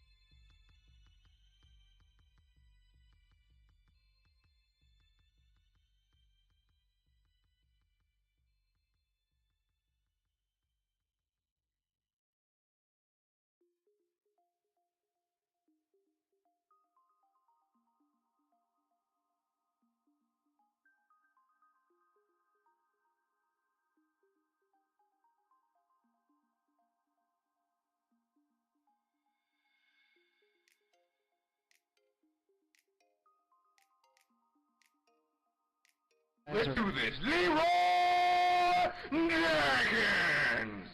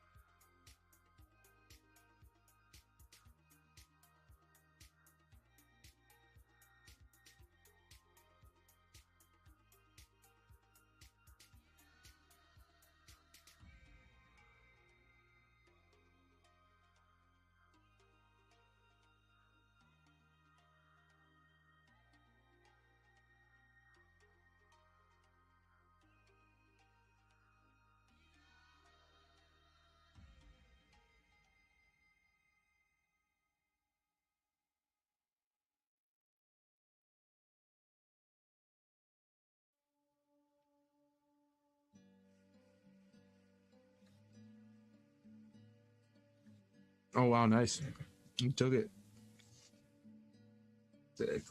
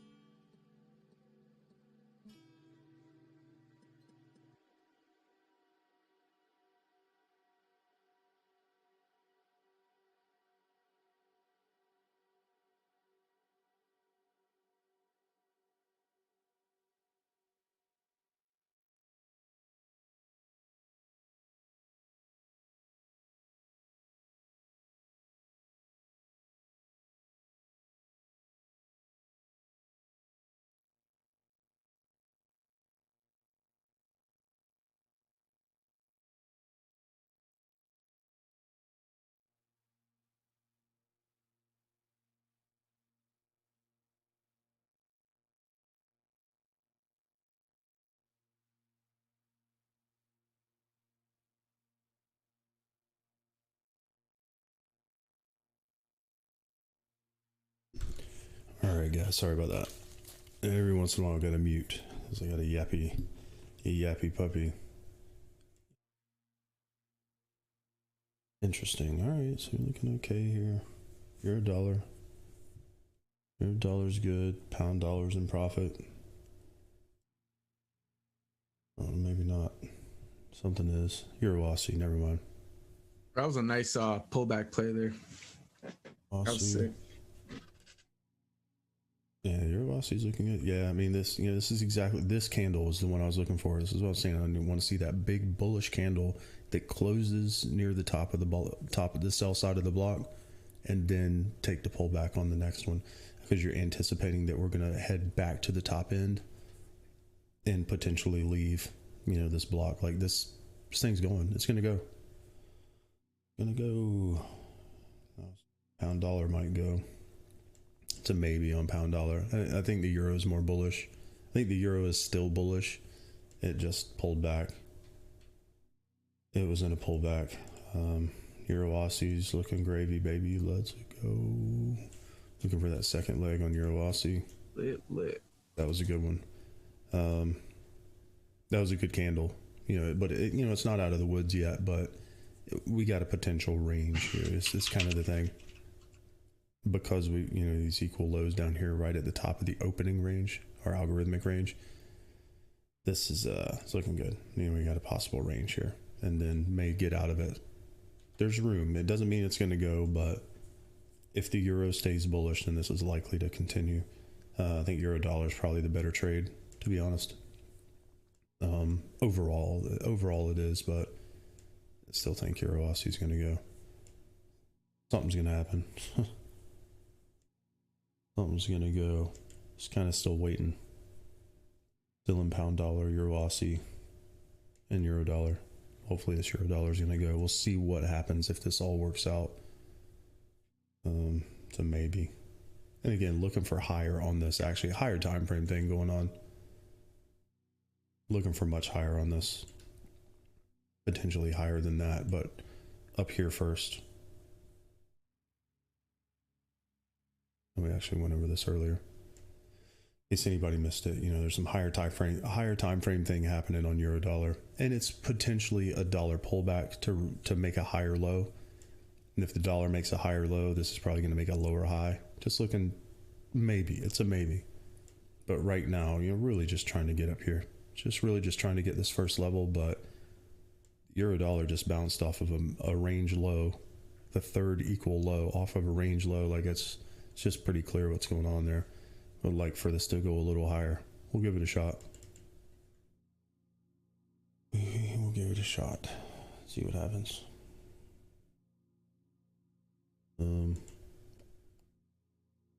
Yeah, I think it's good.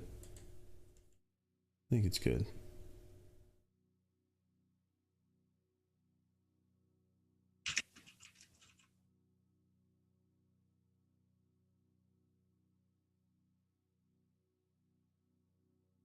Oh. Yeah. Barely. Yeah, I don't know today. That's a nice trade. That's nasty. Nice. Needs to go a little more. We're getting out of this block though. So we're breaking out of this block. We need this to close strong on the 1 hour. And then the next one's probably going to be a pullback. And we're just going to inch up and it's going to impulse on up. But this is the thing. Waiting to see here. And that's why we're tracking it on lower time frames.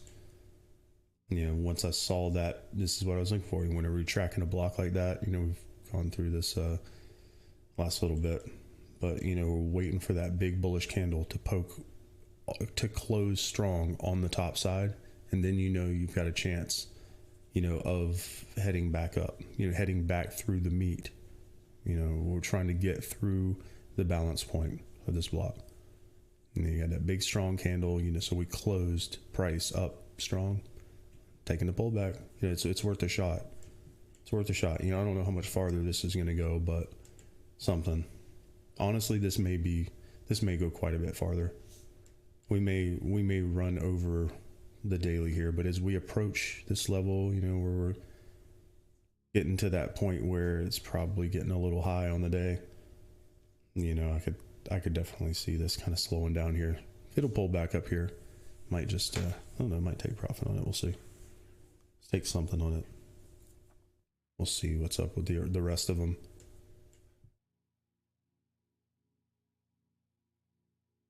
Good. Aussie is just hanging out. Pound dollar's holding. It's just not really doing a lot. Oh, come on, dollar. Okay, yeah. So, and that's the thing is the dollar. It was a trap. So now we're looking for the stop hunt dance. Initiate stop hunt dance.exe on the dollar.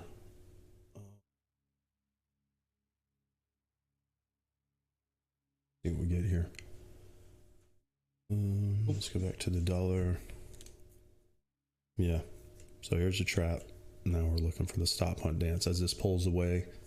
As this pulls away from this consolidation, you're looking for this to just do this kind of thing until it stops. And then that'll be your low of the day wherever it's going. Ideally, you want to see this pull hard away from that and close deep. You want this to close deep away. And then the next few candles will be the failure. Consolidate, break the low. Consolidate, break the low until it stops and either comes back up or makes a range. So right now, we're waiting for that sequence to start. Got the cheat codes. Come on, baby. Got the cheat codes. Let's go. It's gonna be boring for me now.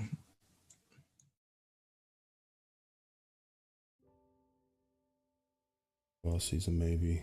Still a maybe.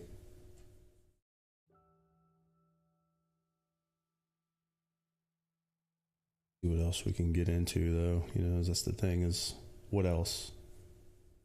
It's already been a decent day. That trade. Yeah, it's good. It was fair day. You know, could have taken profit earlier on that Euro Aussie the first time, but it came back to break even. But you got pips on deck here, so it's better than nothing. Honestly, we'll see.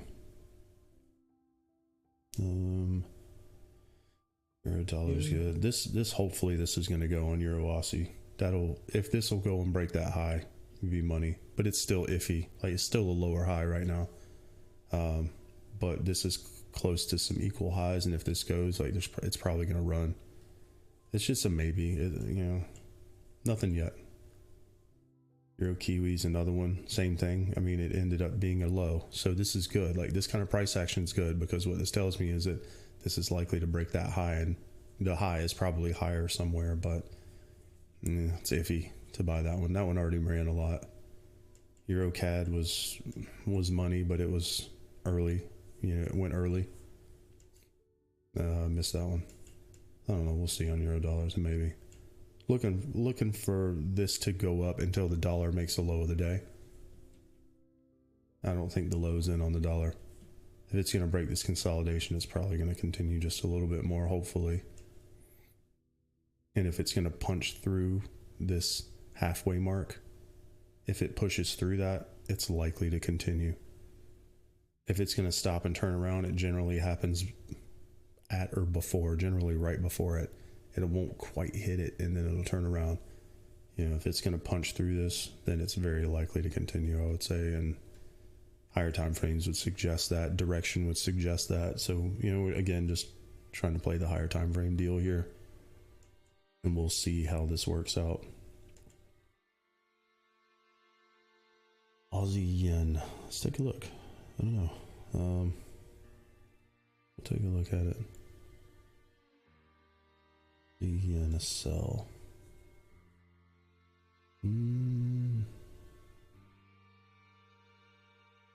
Not really. No, actually, it might be the other. Might be the opposite. It might be buy a pullback. To be honest, seriously. Take a look. See what it's doing. Yeah, this one's interesting. This might be taking a second leg. You had a big strong push. Hold on a second. Let me annotate this. You had a big push, and now you've got a range consolidation here. It's almost like a reaccumulation.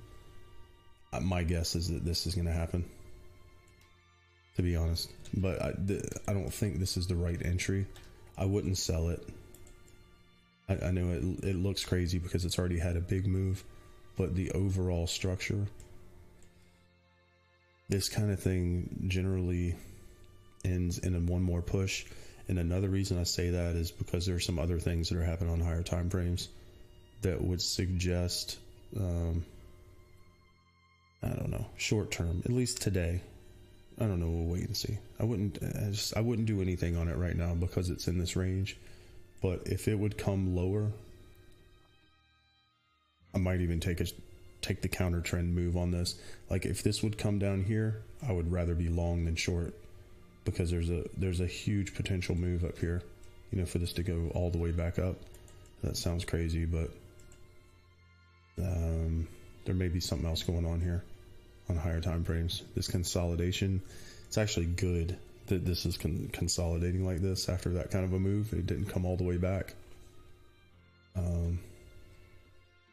Depends, again, depends on your duration, your time frame to hold. But if this would come back to the low of this range, might even be interested in buying it, to be honest. It's just right now it's kind of in the middle. It might be good later. If you segment this out and say, okay, if this comes back down in the bottom side of this range where all the buyers are, then maybe I'll take it. And see all your sellers up here.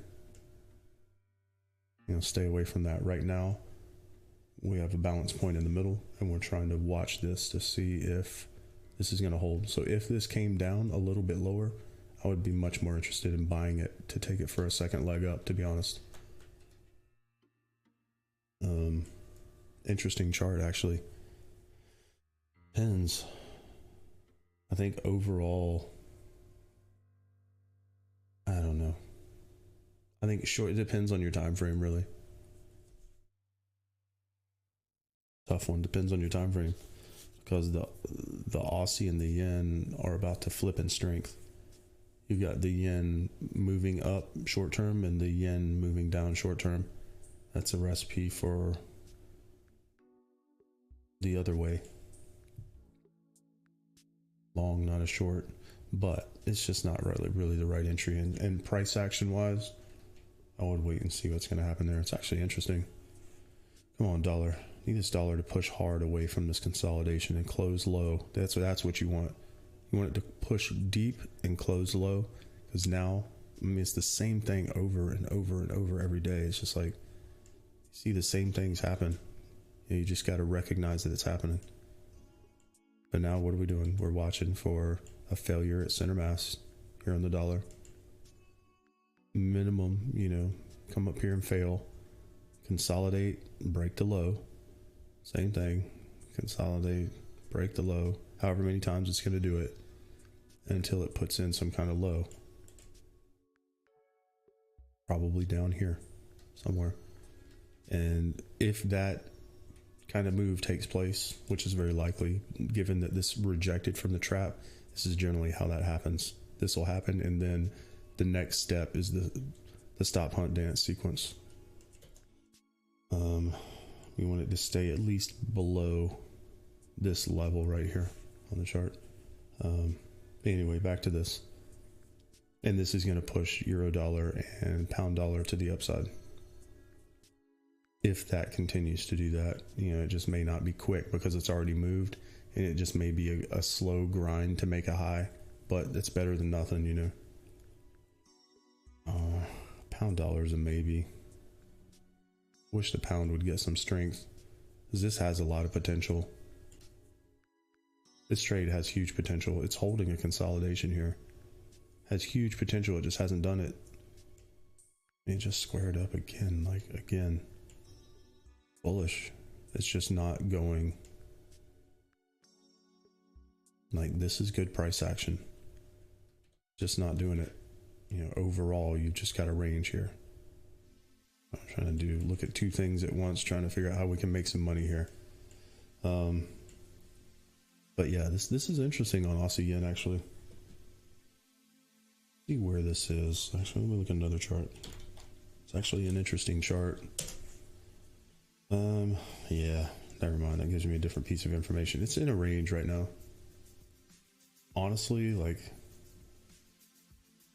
kind of not a sell though, structure-wise. Like, structure-wise, this just came off of a low and consolidated. Like, that's not necessarily a bad thing. A lot of times, you know, you'll get a second leg here. You'll get a second leg up. It's not necessarily bad. I don't know. I don't know what I would do there. Must have been looking at this before. I would wait on it. If it came all the way back to the low of that range, you know, I would probably rather buy it than sell it. Weird one. Weird chart. Yeah, and it kind of is.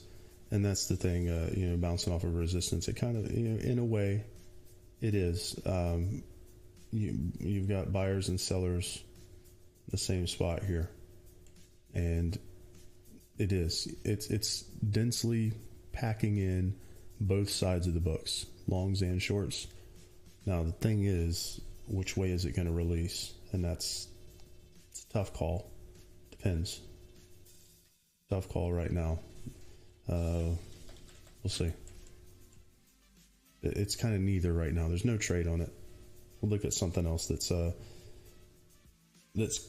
making a move. That's making some kind of directional move one way or the other. This is kind of ranging, but it's interesting. It is an interesting chart for sure. I would take the contrarian viewpoint on that and guess that it may go up. But I would rather take it from as low as possible in that range. It's like no trade. it would be just a guess at this point. No trade here. There's not enough information. Interesting chart though.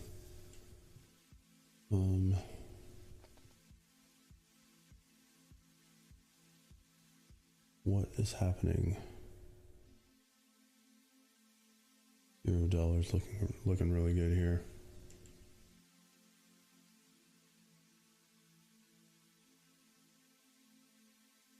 That 4 hours money on euro dollar. It's just also pushing it. It's pushing its luck. 1 hour. And it's just right in the sell side of this previous block here on the 1 hour. Don't like it, but it's also got room. Not a huge fan of this right here on the sell side of this previous. Now, can it push up through the top of that? Probably. You know, we're just, you know, we're in the top end of this block, you know, where the sellers were before, you know, so we're just, there are some hedges getting filled here, you know, kind of coming back to the hedge kind of thing.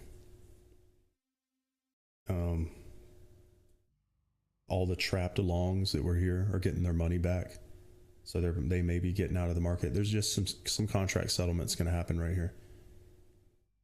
You know, it's just, there's multiple reasons why there's going to be settlement here. But at the same time, it may give you one more little push. Honestly, it's not a bad idea to take some profit on it. But higher time frames wise, it looks like this is making a bigger move, like on a higher time frames. Wonder if tomorrow is going to be if this is going to make a high and then pull back tomorrow and then go high for the rest of the week. BP, look at USD CHF for a short. And USD.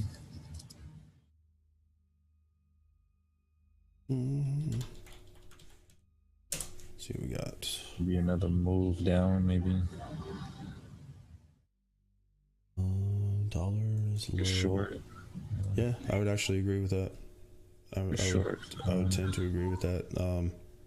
The problem is this is already, the only thing is this has already come down a lot. It's not really, yeah, yes and no. It's not really it's already kind of moved is the thing. Man, that would have been a really good one, low, taking that out of the range earlier. I actually want to go back and look at that, see what that looked like at 3. Yeah, I mean, it's probably going to go, but you're fighting for table scraps on that one. There's not really much more room. It may not be the best idea, but is it going to go short? Maybe.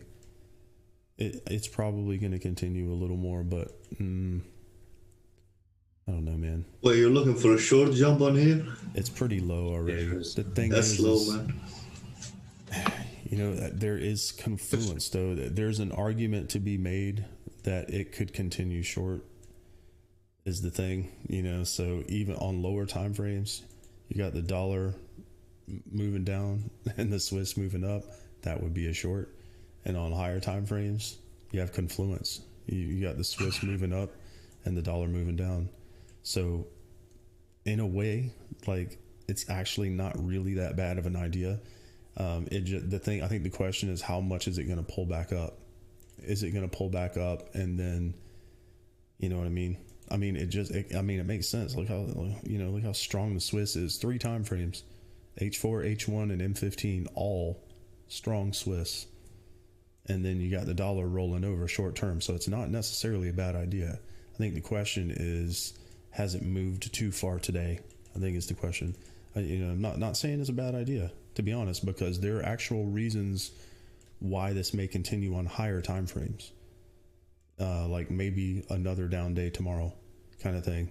And then if you look at this, look at the 4 hour. I mean, this thing's squared up on the 4 hour. You know, the problem is you may be in a range here. Like, you may get a pullback on the next 4 hour candle and then go break that low again. Like this is higher time frame bearish. Like there's a case to be made short here. I think the problem is it's already moved a little too far low. Yeah, I mean, it's there. I would tend to agree with the general direction, but the entry, I think the entry's not there. You're really, really pushing it, just trying to catch just a little something. when there may be some things that may be better. I don't know. We're looking to see. I don't disagree with it completely, but the problem is, yeah, I don't know. We'll watch. See what's going to happen on the dollar here. You know, and if the dollar does make this little last move, you know, I could understand that going. I could understand it going short on dollar Swiss. Just it's kind of pushing it. For an entry. You know, if you were already in it, I would say you might be able to squeeze a little more out of it.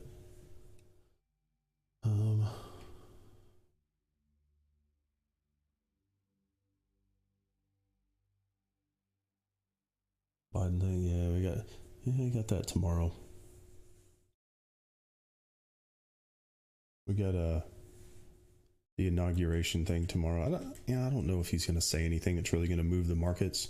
I think some of the policy things may be interesting. I don't know. We'll see what happens. You know, we'll see what he's got.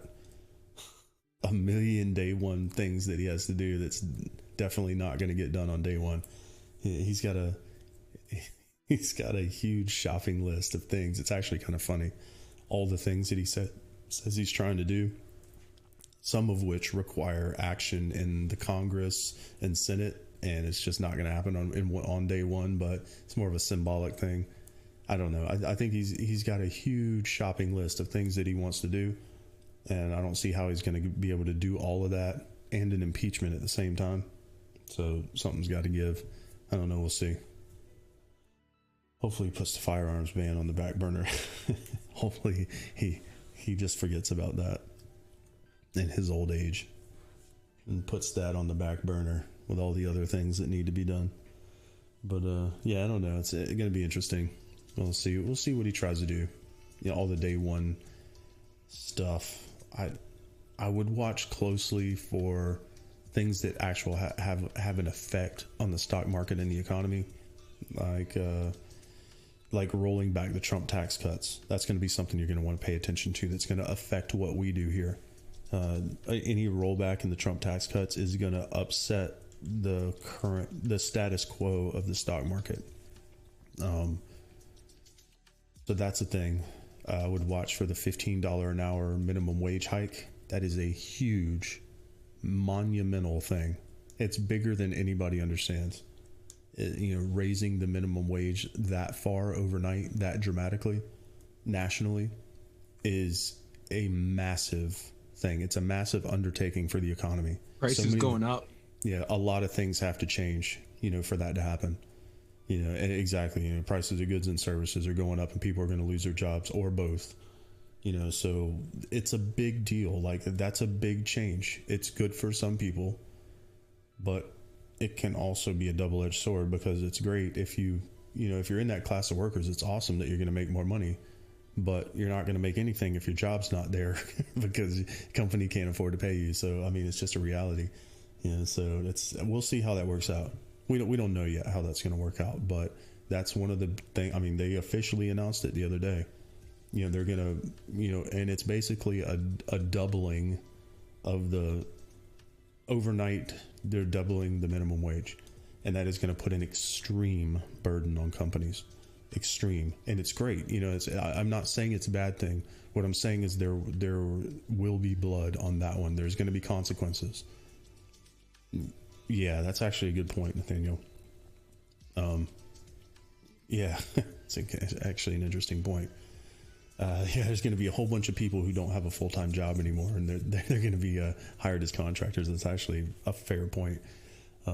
It's just a shakeup. We don't know how it's going to play out, but it is 100% guaranteed to be an issue with the economy, and then as far as the stock market specifically is concerned, I would definitely watch the Trump tax cuts. That's going to really take the wind out of the sails of all these corporations, especially mega caps, buying their own stocks. Apple, Microsoft, Google, Netflix, all those guys. Everybody buying back their own stock, and everybody else, using the corporate tax cuts to buy their own stock to inflate their stock prices. That goes away. with the stroke of a pen. So that is probably going to have the biggest effect. Is the rolling back the Trump tax cuts is going to have the biggest effect on the stock market, probably, of anything else. That and the $15 minimum wage thing, which sounds like a good thing, but maybe not. And we'll see. It's a good thing that may have worse consequences. It's a good thing that may have even worse consequences that cancels out the good. So we'll see how that goes. So, as far as other than that, I don't think there's really much. I mean, I think it was an okay move putting Yellen in as Treasury Secretary. I think we're going to be okay with Janet Yellen. She knows what she's doing. She was the former Fed chair. She knows what's going on.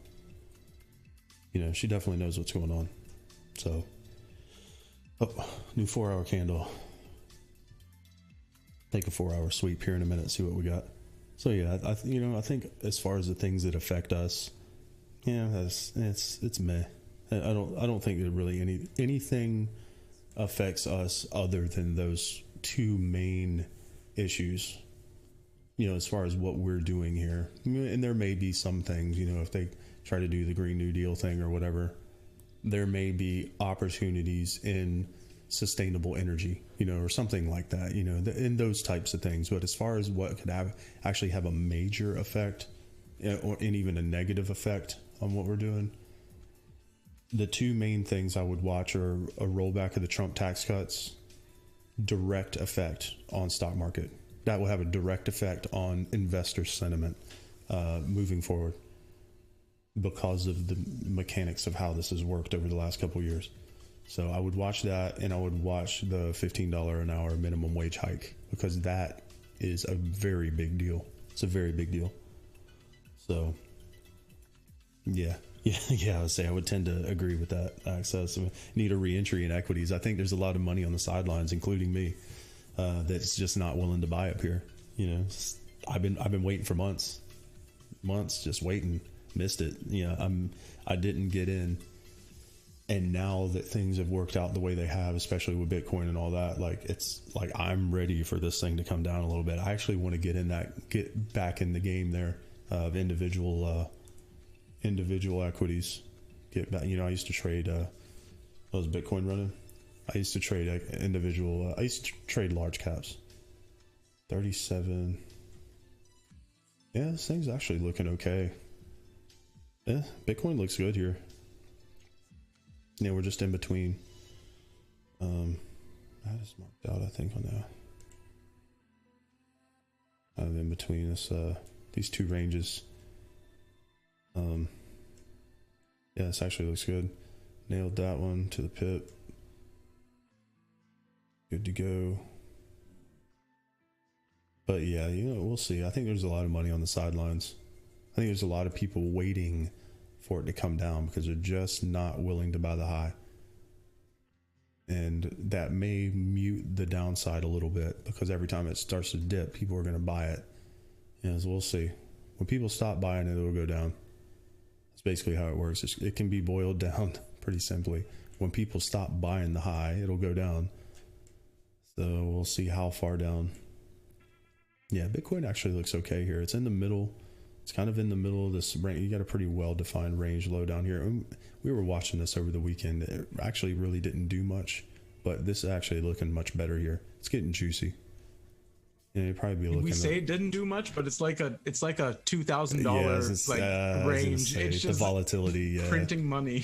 Yeah, the volatility is different. With Bitcoin, it hits different. Mm-hmm. It does hit different, but at the same time, as to say, as far as structure-wise, we're right dead smack in the middle. Sideways market between what's likely going to be a point of contention here, and a break of the high would obviously, if it gets above this high right here, it's going to break the all-time high. Oh, it's going to go to like 50K. Yeah. If it's kind of rolled under, if it gets above this consolidation on the high, or really this one, if it gets above this high, it's very likely going to push straight up. So we'll see. We got a last point here, last chance to make a lower high. Right now, it's in the middle. Hasn't gotten through it yet either, but You know, we'll see. We're in the top side of this, you know, in the top side of the block here. We'll see. We're bounced off of it multiple times. You know, this piece of price action right here is a very important piece of price action. Not even the high, but what happened just after that little peak high right there. You know, that's important. We're kind of rejecting in it right there. This is where sellers stepped in and said, no, we're not going above that high. We're going down. And it pushed it down back into the buyers. So now we're in between buyers and sellers, but we're pushing the limit here. Like if this snaps up, it's going up here. It's going to 39.2 at least. And then I think the question is what happens at 39.2? Looks bullish right now. Like I would guess that this is going to go up, but the problem is I don't know. The problem is you've got to grind. You've got this grind up, and you run the risk of a measured move. Exactly. The measured move. You know, that's the problem, and it may be worse than that. You know. You know what I'm saying? Liquidity below the low, or possibly the swing low, the major swing low down here.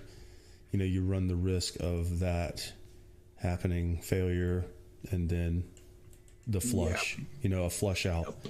And then what you're going to get is you're going to get a big range that's below the high. And it's the bear case. There's a bull case and a bear case. The bull case is that this breaks now. And exactly. You know, this breaks soon today and does that.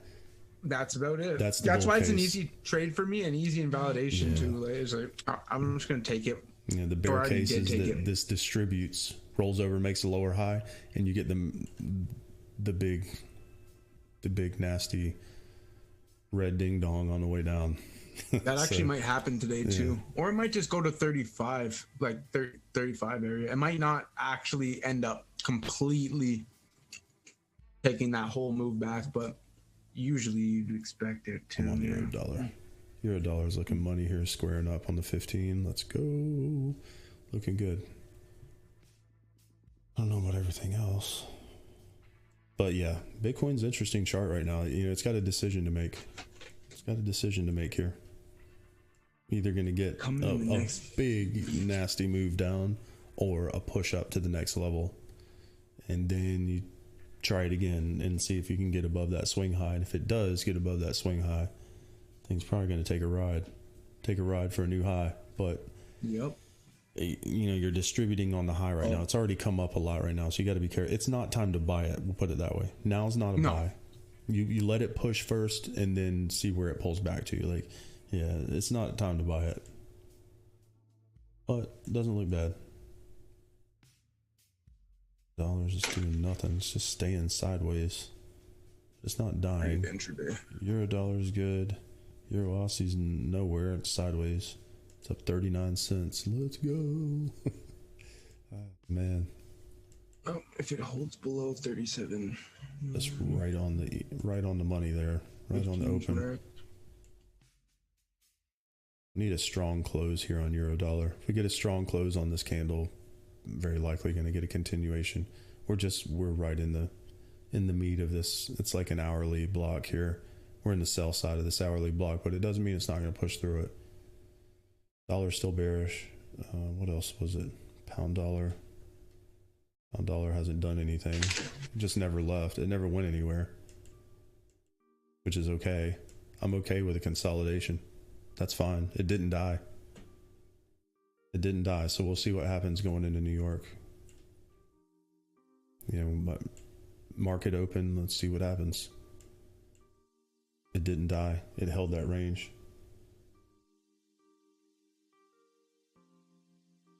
You know, higher time frame wise, like this is probably still good. It just didn't go from the original entry. It's probably still good here. I'm not getting out of this one personally because of what the dollar's doing. Come on, dollar. Dollar. Money. It's just looking money on euro dollar. Pretty smooth today. Dude, you saying about USD CHF, BB? And you talking about hit the range? Is it every day? You saying? Yeah, I would wait on that. Yeah, it's just I don't know, man. What I would do? It's low, man. Just remember that it's low. What you want to see on this is this candle close bearish, or the next one close, you know, lower. The problem is this is already low. Yeah, I wouldn't. I probably just. It's probably not. I wouldn't want to be short there. I think it's the Swiss is the thing. The Swiss may be pulling back. It may be more bearish than the dollar. They're both. And I think the Swiss is in a pullback and it's going to go back up, but I don't know, man. I don't know. I would wait for this candle to close. My guess is that this is going to go maybe a little bit, but it's not a good entry short. I would wait. We're watching the dollar. I think it's really going to come down to the dollar. Dollar squaring up bearish. Come on, baby. We need one more push on the dollar to the downside. About to just flush that out. Let's flush this turd. Flush this turd back down to 90.3. This thing is a big range, you know, BB. Yep. For the Dixie, you know. Yeah, it is. Yep, I agree with that. If you look at how on higher time frames, yeah, it's just yeah. Coming. If you look at the previous, if you go back to the daily, yeah, and you look at the previous, you know, section, the other support around what year was that? Right there. Yep. You just had it just now. Go back a bit more. Go back. Oh, zoom up.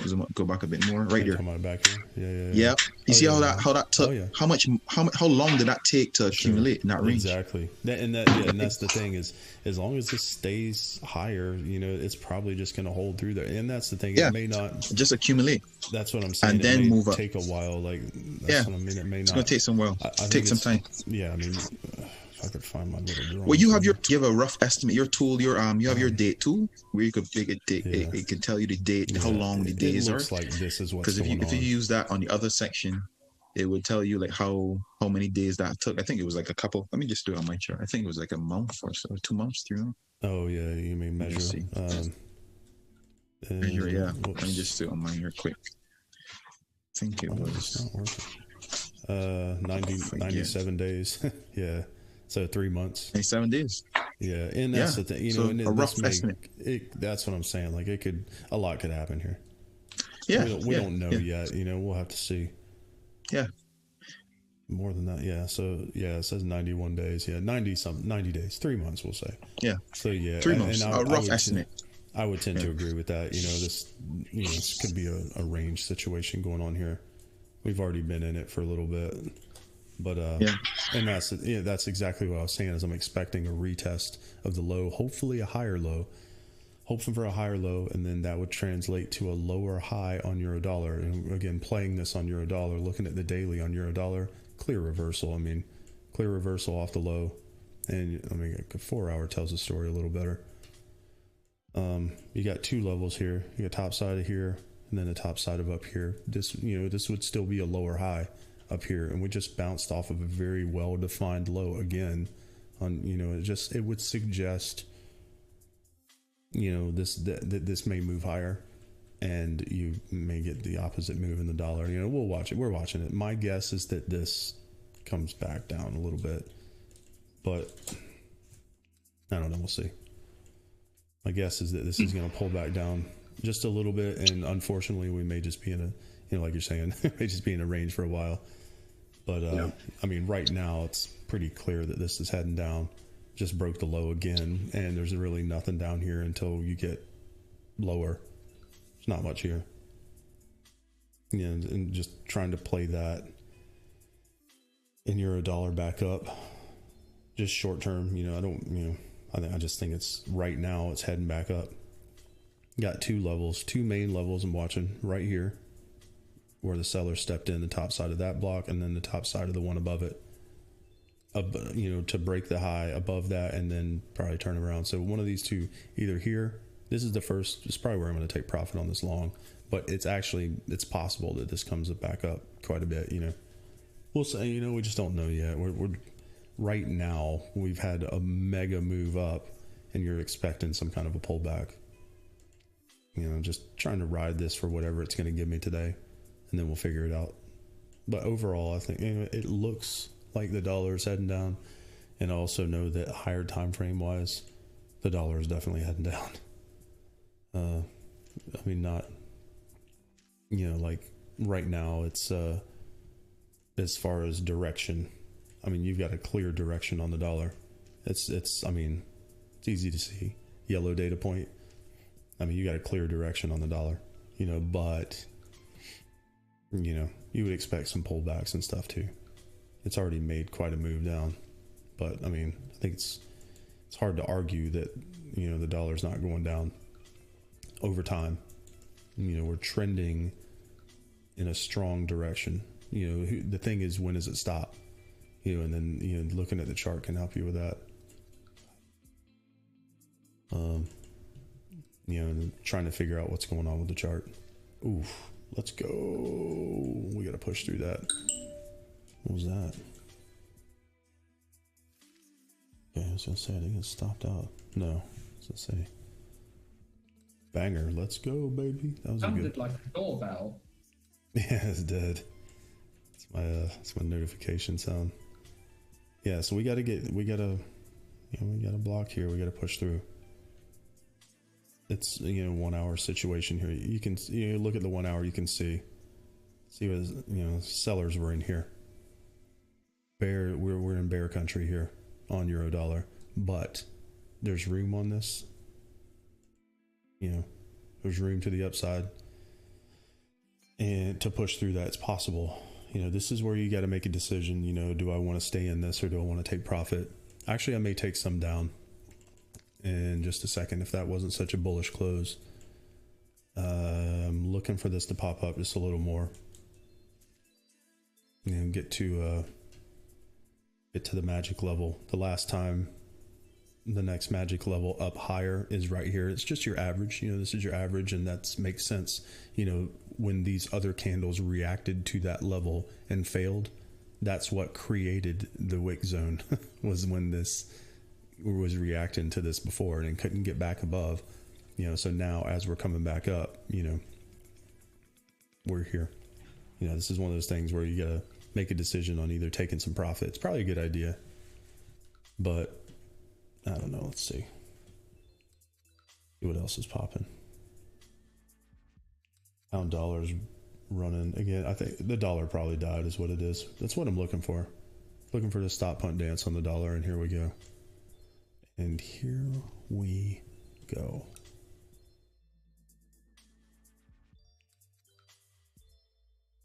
Anyway, pound dollar's still fine. Higher time frame thing. I'll wait for that to go. Euro dollar's still money. So, you know, we've talked about this for a long time. Got the trap. Stop punt dance initiated. Hold, consolidate, break the low. Consolidate, break the low. Consolidate, break the low until it stops wherever it's going to go. And if we're already heading down, we already know where our likely low of the day is down here. We have two reasons why this is probably somewhere in here is going to be a low. We've got a previous balance point, previous equilibrium, and a, you know, statistical low. So we'll watch price action as it comes down, you know, and try to see exactly where that's going to be. But we've got a target, and it's much lower on the dollar. So a directional move down on the dollar is going to be a directional move up on pound dollar and euro dollar. So that would suggest that there's more room on this. You know what I mean? On euro dollar. We are, however, coming into traffic, so it may be a good idea to just take the profit. You know, there's nothing wrong with taking profit. And just, you know, maybe it continues. I think it's going to continue. I think the dollar is going to continue to fall overall, but we may get a pullback day tomorrow. Tomorrow may be a pullback day. Daily looks like wrecked. Yeah. Evening star wrecked.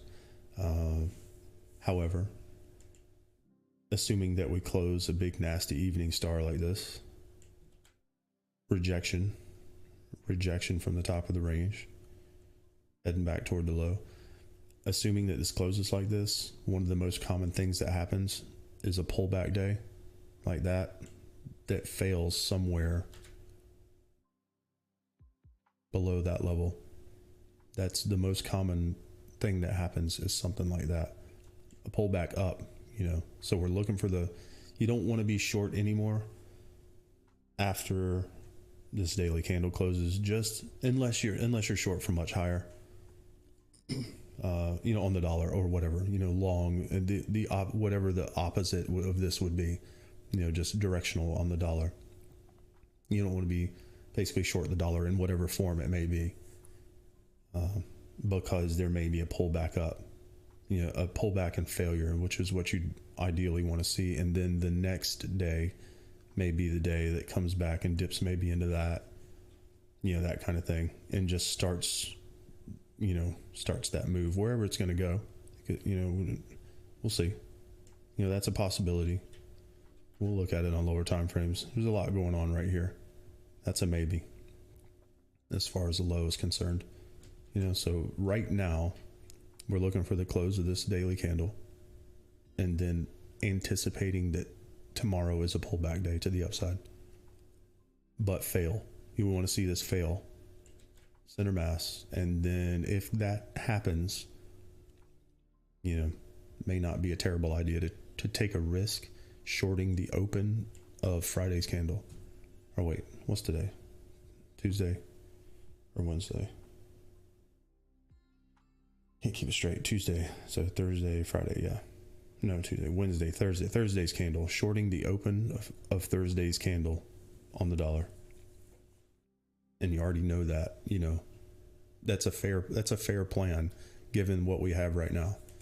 You know, so it's a maybe. You know, it doesn't mean it's going to happen that way. You know, this whole thing could flip bullish and put a big wick on it and then go up. You know, we don't know. But assuming that we close low today, thinking ahead, you know, it's just, you know, just realistically. And this is the thing, is plans change. You know, things change sometimes. You know, we'll take it as we go. But right now, just betting on a short-term bearish dollar over the next few days. It may come down and poke down here and then make a higher low. I mean, like anything can happen. Like it could come down here, make a higher low, and then do that and leave back to the, you know, this is your target up here. But, you know, who knows what might happen because this thing's so low. Like it's so low that, you know, there could be some fundamental change with the new presidency, economic policy shift, and money out of the stock market back into the dollar kind of thing. We're at a very fragile time here, and I would definitely pay, you know, we're watching the dollar for a reason. Watch the yen too. But the plan, that's the current plan. Right now, we got to see where the low is going to be on the day. Dump it. Hashtag dump it. Again, just waiting to see, you know, where the low is. But, you know, it's just given the current information that we have. It's only, you know, probably close to a high, you know, on the euro dollar, even though this is still bullish AF. Probably getting close to a high. See realistically what's here to the left. You know, we're just kind of in that, we're in that selling zone now. I think the question is how much is there to push it up, and if it doesn't, you know, is it going to rocket all the way up to the real zone up here, higher time frame level? Is it going to make it up there? You know, the 4 hour tells the story here on euro dollar. This is the important thing. You know, how many pips away is that? Can it do it today? That's 23 pips away from the real red hammer zone here. I mean, it looks like, is it going to do it today? I don't know. I don't really know about this candle. It's maybe. It's a maybe. Like I'm tempted to just take profit. Just looks good. Like it still looks bullish.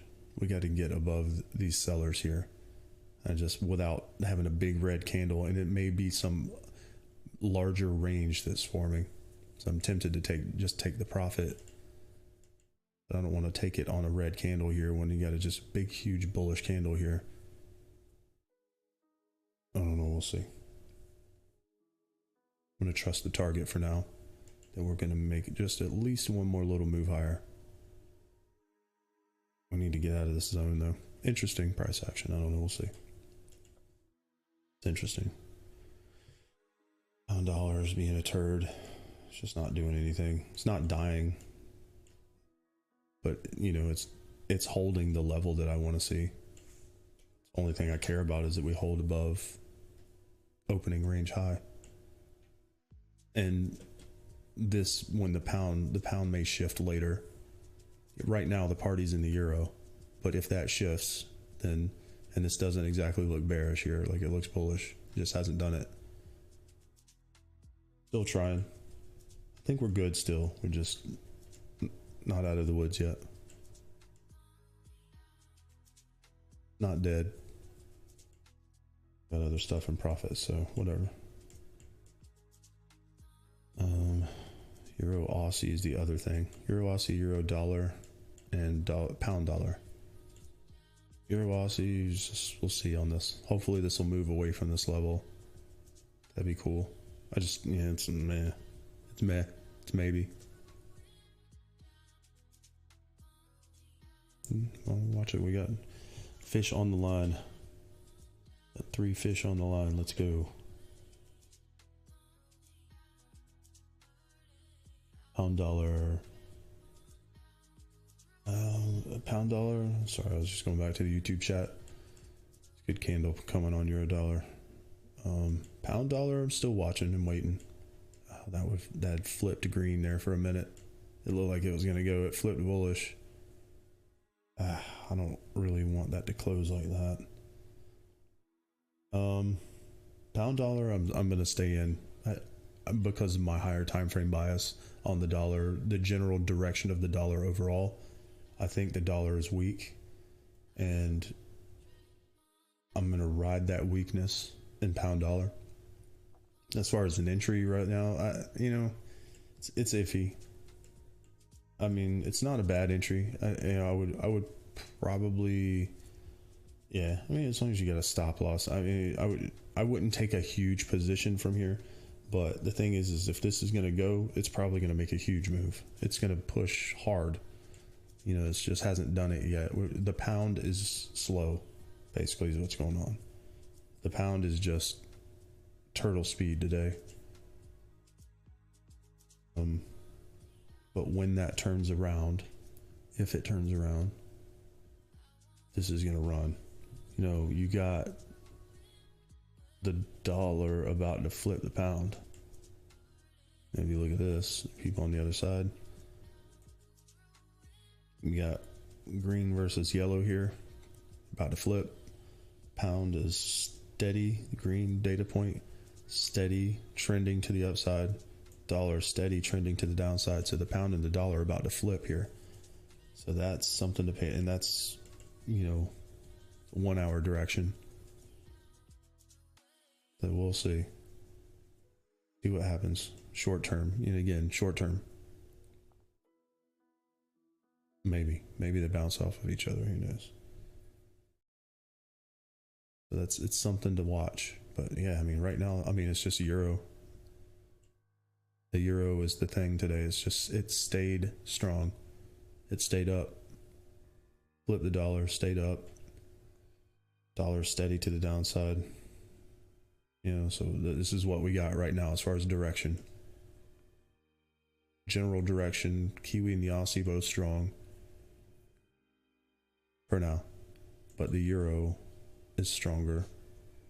See if that rolls over. Higher time frames, different story. Very different story. Higher time frame. This is why I'm interested in Euro Aussie and Euro Kiwi. Look at the euro. Acceleration to the upside.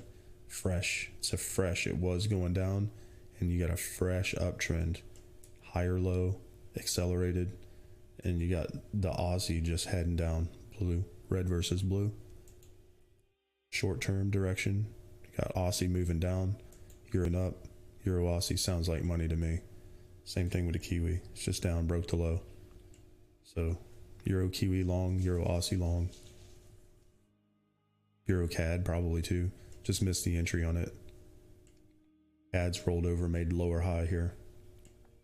Purple data point. We got stuff going on. You just got possibilities. Got things moving here. Got possibilities.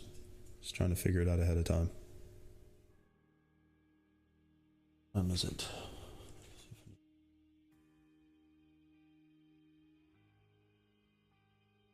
Maybe.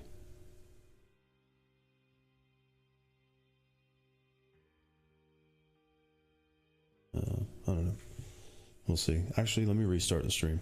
Let me do that. You guys still there? Hold on 1 second. We'll come back and we'll do Pound Yen in just a second. I got to restart the YouTube stream. And if everybody wants to come back, we'll be right back in like 10 seconds. I've got to restart the stream so I can archive this video. Actually, I'm going to do it on the new channel coming up next week. I forgot about that.